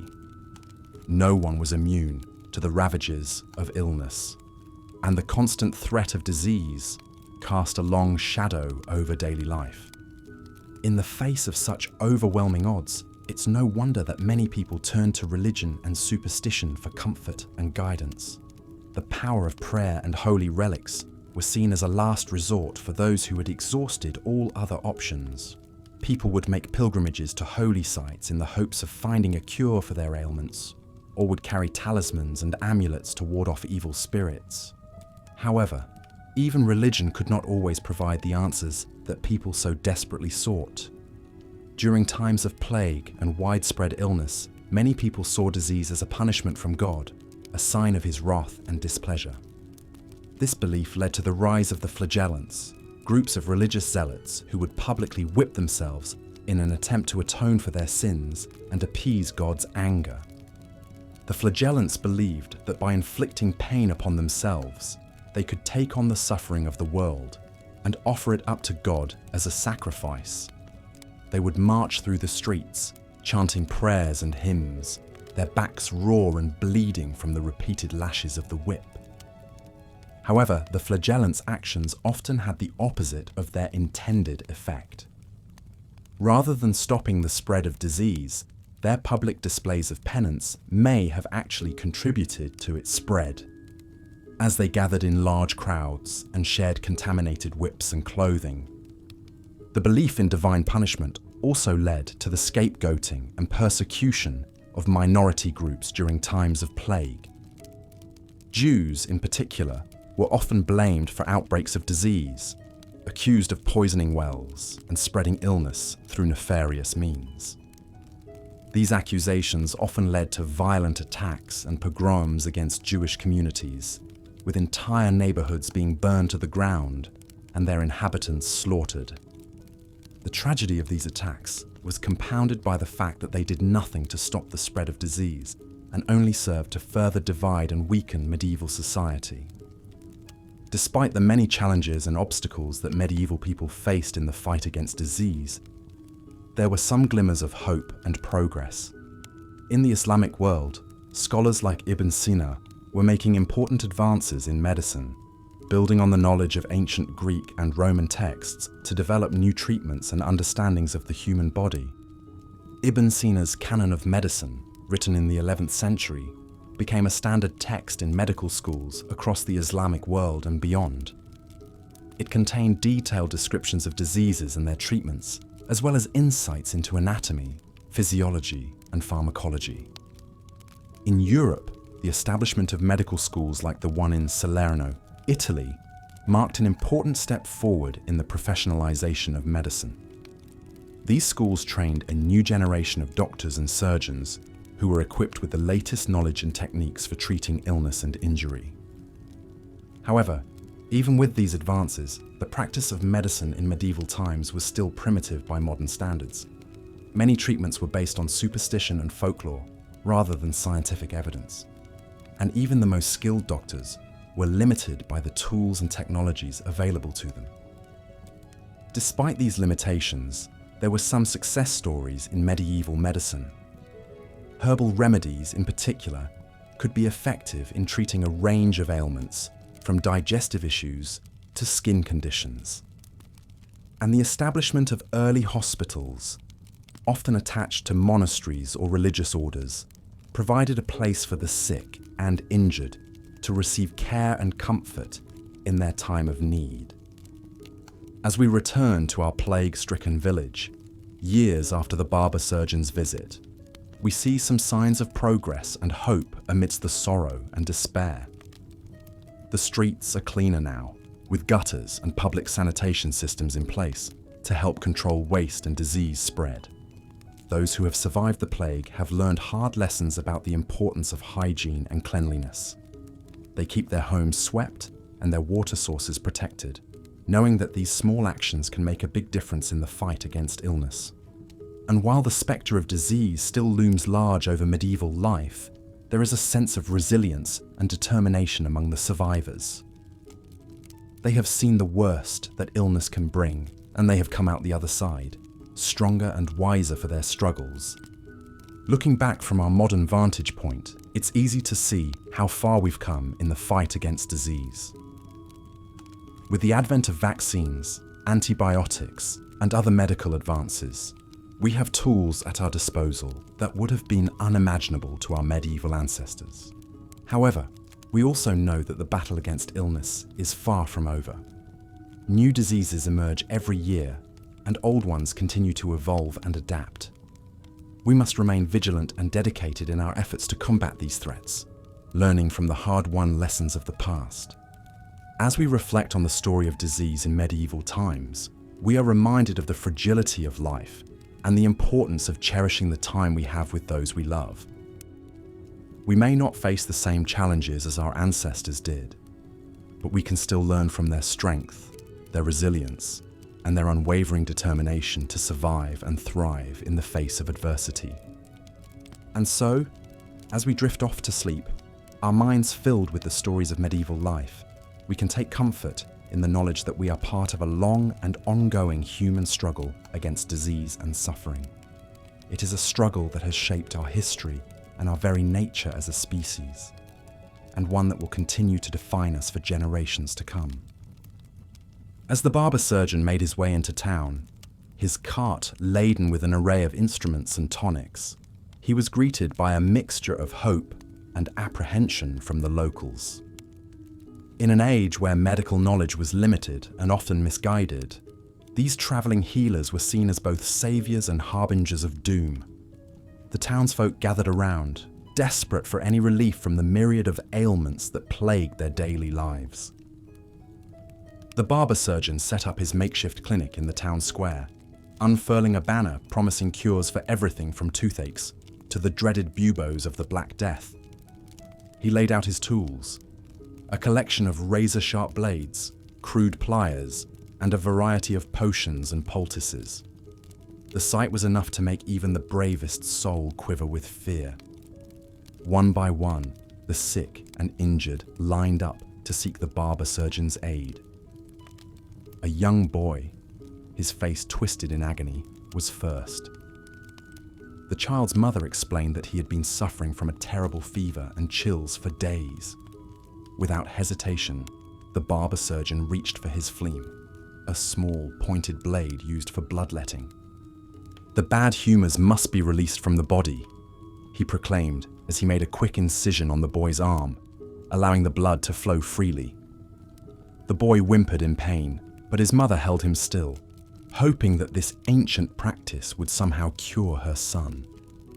As the day wore on, the barber surgeon treated a variety of ailments using methods that would make a modern doctor cringe. He yanked out rotten teeth with his bare hands, poured boiling oil into open wounds, and even performed the occasional trepanation, drilling a hole into the skull to release evil spirits. Yet for all his efforts, the barber surgeon's treatments often did more harm than good. Many of his patients left his clinic in worse condition than when they arrived, their bodies weakened by blood loss and infection. Some wouldn't survive the ordeal, succumbing to the very illnesses they sought to cure. It was a reflection of the state of medicine in the Middle Ages, a time when superstition and ignorance reigned supreme. The miasma theory, which held that disease was caused by foul odours, led people to carry aromatic herbs and spices to ward off illness. The belief that sickness was a punishment from God drove many to seek solace in prayer and pilgrimage rather than practical treatments. Even the most well-intentioned healers of the time, such as the monks and nuns, who tended to the sick in their monasteries, were limited by their lack of understanding of the human body and the true causes of disease. They relied on ancient texts and folklore to guide their treatments, often with tragic results. The apothecaries, with their vast collections of herbs and spices, were seen as the pharmacists of their day. They dispensed remedies for everything from headaches to heart trouble, but their concoctions were often little more than placebos, or, at worst, poison.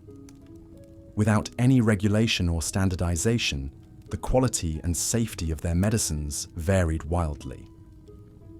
As the barber surgeon packed up his tools and moved on to the next town, the villagers were left to ponder their fate. Some would recover from their illnesses, their bodies somehow finding the strength to fight off infection and disease. Others would not be so lucky, their lives cut short by the cruel hand of medieval medicine. For the vast majority of people in the Middle Ages, falling ill was a terrifying prospect. With no real understanding of how diseases spread or how to effectively treat them, they were at the mercy of chance and the dubious skills of the healers of the time.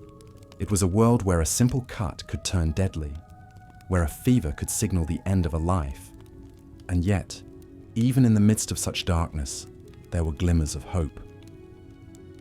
In the Islamic world, scholars like Ibn Sina were making groundbreaking discoveries in anatomy and physiology, laying the foundation for modern medicine. In Europe, the establishment of early medical schools, like the one in Salerno, Italy, hinted at a brighter future. But for the common folk of the Middle Ages, these advances were still centuries away. They lived and died by the old ways, their lives a constant battle against the unseen forces of disease and decay. It was a time when getting sick meant facing the very real possibility of death, a fate that seemed almost inevitable in a world so full of danger and uncertainty. As we look back on this dark chapter in human history, we can't help but feel a sense of gratitude for the medical knowledge and resources we have today. We take for granted the antibiotics, vaccines, and surgical techniques that have saved countless lives and transformed the way we treat illness and injury. Yet even with all our progress, we are still vulnerable to the forces of nature and the frailties of the human body. The COVID-19 pandemic has reminded us of this fact, pulling us back to a time when a single virus could bring the world to its knees. In a way, the story of medieval medicine is a cautionary tale, a reminder of how far we've come and how much we still have to learn. It's a story of human resilience in the face of unimaginable adversity, of the enduring search for healing and hope in even the darkest of times. As we drift off to sleep, let us dream of a future where the scourges of disease and suffering are nothing more than distant memories, where the wisdom of the past combines with the knowledge of the present to create a world of health and harmony. For in the end, the story of medicine is the story of us all, a tale of trial and error, of tragedy and triumph, of the unending quest to unlock the mysteries of life itself. In the heart of the bustling city of Isfahan, located in what is now modern-day Iran, a renowned scholar pored over ancient medical texts late into the night. The flickering candlelight illuminated the stacks of parchment and vellum, casting dancing shadows on the walls of his study. This was no ordinary man, but the great polymath Ibn Sina, known to the West as Avicenna. Born in the year 980 AD, Ibn Sina's brilliant mind had already made groundbreaking contributions to philosophy, astronomy, and natural sciences. But it was his work in the field of medicine that would leave an indelible mark on history. As a young man, he had devoured the works of Greek and Roman physicians like Galen and Hippocrates, as well as the knowledge compiled by scholars of the Islamic Golden Age. Now, he sought to synthesize and expand upon their wisdom in his magnum opus, the Al-Qanun fi al-Tibb, or the Canon of Medicine. Night after night, Ibn Sina meticulously documented his observations on human anatomy, physiology, and the nature of disease.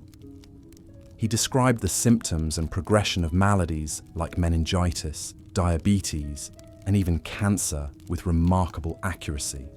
But his work went beyond mere description. Ibn Sina developed a holistic approach to medicine that considered the patient's overall health, environment, and lifestyle. He emphasized the importance of preventative care, nutrition, and even mental well-being centuries before such concepts gained widespread acceptance in Europe. Ibn Sina's canon organized medical knowledge into a coherent system, classifying diseases based on their causes and affected organs. It laid out detailed guidelines for diagnosis, prognosis, and treatment, using both herbal remedies and surgical techniques. News of Ibn Sina's groundbreaking work slowly trickled westward along the Silk Road trade routes. The canon was translated into Latin in the 12th century, becoming required reading at major European universities. Scholars and physicians alike marveled at the depth and breadth of medical knowledge contained within its pages. The canon's influence on medieval medicine cannot be overstated. It introduced concepts like quarantine to control the spread of infectious diseases, as well as the use of anesthetics during surgery. Ibn Sina's meticulous documentation of pharmacological substances and their effects paved the way for the development of medicinal chemistry. His emphasis on clinical observation and empirical evidence helped to steer medical practice away from superstition and toward a more scientific approach. Of course, Ibn Sina's work was not without its flaws or detractors.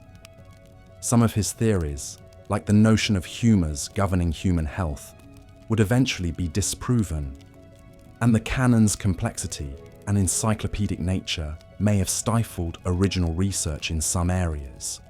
But its impact as a foundation for medical education and a bridge between ancient and modern medicine is undeniable. As the candle sputtered in the famed physician's study, Ibn Sina leaned back and reflected on his monumental undertaking. The canon was a labour of love, the culmination of a lifetime of learning and dedication to the art of healing. Little could he have imagined that his work would endure for centuries, shaping the course of medicine across continents and cultures. While Europe remained mired in superstition and primitive practices, the Islamic world continued to push the boundaries of medical knowledge. In the cosmopolitan city of Baghdad, the great Abbasid Caliph Harun al-Rashid had established the House of Wisdom, a library and centre of learning that attracted scholars from across the known world. Here, translators worked tirelessly to render the wisdom of the Greeks, Persians, and Indians into Arabic, preserving and building upon the scientific heritage of the ancients. Among the eminent physicians who graced the halls of the House of Wisdom was Al-Razi, known in the West as Rhazes. A man of insatiable curiosity and prodigious talent, Al-Razi made pioneering contributions to fields as diverse as chemistry, philosophy, and medicine. He was among the first to accurately describe the symptoms of smallpox and measles, and to suggest that these diseases were caused by specific agents that invaded the human body. Al-Razi's most enduring work, however, was his Kitab al-Hawi, or Comprehensive Book of Medicine. This massive tome compiled Al-Razi's own clinical observations with extensive excerpts from earlier medical texts. It contained detailed descriptions of diseases, their causes and symptoms, as well as therapeutic recommendations ranging from dietetics to surgery.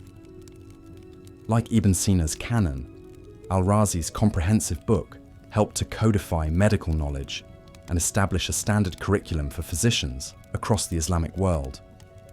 Translated into Latin as the Liber Continens, it shaped European medical practice well into the Renaissance era. But Al-Razi was more than just a compiler of knowledge. He was a true innovator who approached medicine with a critical and empirical eye. In his treatise on the fact that even skillful physicians cannot heal all diseases, he cautioned against the blind trust in authority and urged doctors to rely on their own observations and judgment. Al-Razi's emphasis on direct clinical experience and his willingness to challenge received wisdom set the stage for the scientific revolution that would transform medicine centuries later. As the golden age of Islamic science waned, its legacy lived on in the works of scholars like Ibn Sina and Al-Razi. Their writings preserved the flickering flame of classical learning through the long centuries of the medieval period. And when Europe began to awaken from its intellectual slumber, it was to the light of this knowledge that it turned. In the great medical schools of Salerno and Montpellier, the Canon and the Liber Continens were required reading for aspiring physicians. The Arabic texts were painstakingly translated into Latin, their secrets gradually unraveled and absorbed into the Western tradition. The Islamic world's emphasis on empiricism, observation, and rationality slowly began to take root in European soil. Of course, progress was halting and uneven. For every enlightened scholar who looked to the works of Ibn Sina and Al-Razi for guidance, there were scores of quacks and charlatans peddling superstitious remedies. The spectre of religious dogma and the weight of centuries of tradition still held sway over much of medieval medicine. But the seeds had been planted. The work of the great Islamic physicians had laid the foundation for a new kind of medicine, one based on reason and evidence rather than blind faith.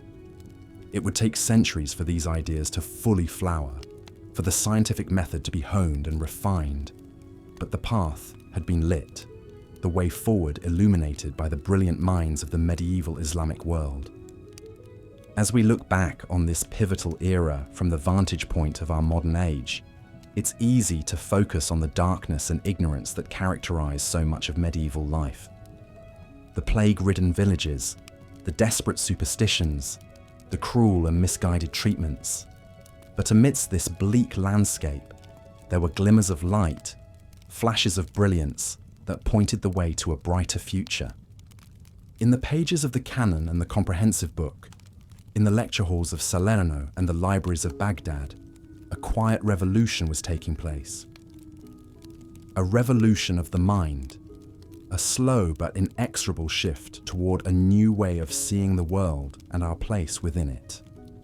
A world in which reason could triumph over superstition, in which the mysteries of the human body might one day be unlocked through patient study and careful observation. We are the heirs to this legacy, the beneficiaries of the tireless efforts of scholars like Ibn Sina and Al-Razi. Every time we visit a doctor's office or take a prescribed medication, we are drawing on the wisdom and ingenuity of these medieval pioneers.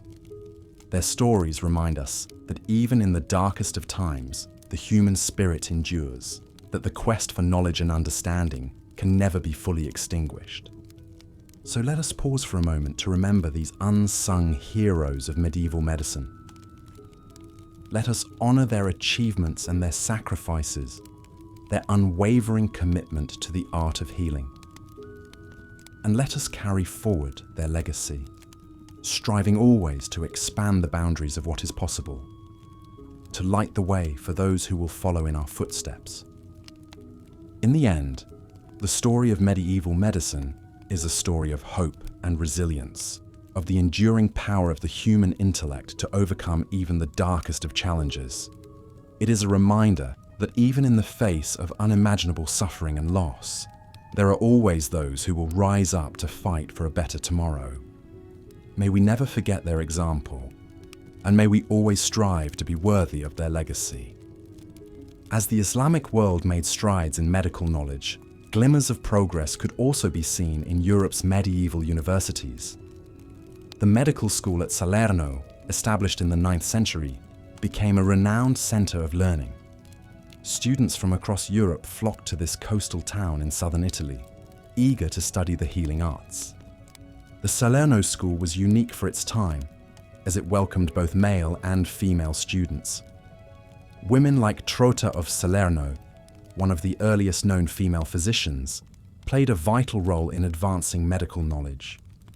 Her writings on women's health issues were widely circulated and influenced medical practice for centuries to come. The curriculum at Salerno was heavily influenced by the works of ancient Greek and Roman physicians, such as Hippocrates and Galen. Students pored over these classic texts, memorizing the humoral theory of medicine and learning about the importance of diet, exercise, and hygiene in maintaining health. But they also gained practical experience, observing their professors as they treated patients and even performing surgeries themselves. This hands-on approach to medical education was a departure from the purely theoretical learning that dominated most medieval universities. The school at Salerno also had a medicinal garden, where students could learn about the healing properties of various plants and herbs. The use of botanical remedies was an important part of medieval medicine, and the knowledge of which plants could cure which ailments was passed down from generation to generation. One such remedy was the use of willow bark to relieve pain and fever. The active ingredient in willow bark, salicin, would later be synthesized to create aspirin, one of the most widely used drugs in the modern world. Other herbal remedies were less effective, and some were downright dangerous. Mandrake root, for example, was used as a sedative and pain reliever, but it could also cause hallucinations, coma, and even death if the dosage was too high. Despite these risks, the use of medicinal plants was often the only treatment available to medieval people. In a time before antibiotics and modern pharmaceuticals, herbs and natural remedies offered a glimmer of hope in the face of illness and disease. As the medical school at Salerno gained renown, other universities began to establish their own medical faculties. The University of Montpellier in France, founded in the 12th century, became another important center of medical learning. Here, students learned anatomy by dissecting pigs, as human dissection was still forbidden by the church. They also studied the works of Arab physicians like Ibn Sina and Al-Razi, whose writings had been translated into Latin and were beginning to circulate in Europe. These small advances in medical education and knowledge offered a glimmer of hope in the often bleak landscape of medieval healthcare. But for the vast majority of people, life remained a constant struggle against illness and premature death. As we come to the end of our journey through the history of medicine in medieval times, we return to that small village where our story began. Years have passed since the plague first struck, claiming the lives of so many. The village has changed in small but significant ways. The streets are a bit cleaner now, with gutters to carry away waste and filth. The local monastery has established a small hospital where the sick can come to receive care and comfort in their final days. But the spectre of illness and death still looms large over everyday life. Children still die of dysentery and smallpox, and adults are carried off by tuberculosis and other endemic diseases. The life expectancy remains pitifully low, and few people live to see their 50th birthday. Yet there is a resilience and a determination among the survivors. They carry on, tending to their fields and their families, finding moments of joy and laughter amidst the hardships. They remember those they have lost, and they hold fast to the hope that someday things will be better. As we reflect on the medical practices of the medieval era, it's easy to feel a sense of superiority from our modern vantage point. We have antibiotics and vaccines, X-rays and MRIs, sterile surgical techniques, and powerful pain medications. But we also face new challenges: chronic diseases, antibiotic-resistant superbugs, and the ever-present threat of global pandemics. We have come so far, but in many ways, we are still grappling with the same fundamental questions that confronted our medieval ancestors: how to alleviate suffering, how to prolong life, how to find meaning and purpose in the face of our own mortality. In the end, perhaps the greatest lesson we can take from the history of medieval medicine is one of humility and compassion. We are all vulnerable to the ravages of illness and disease, and we all deserve access to the best possible care and treatment, regardless of our station in life.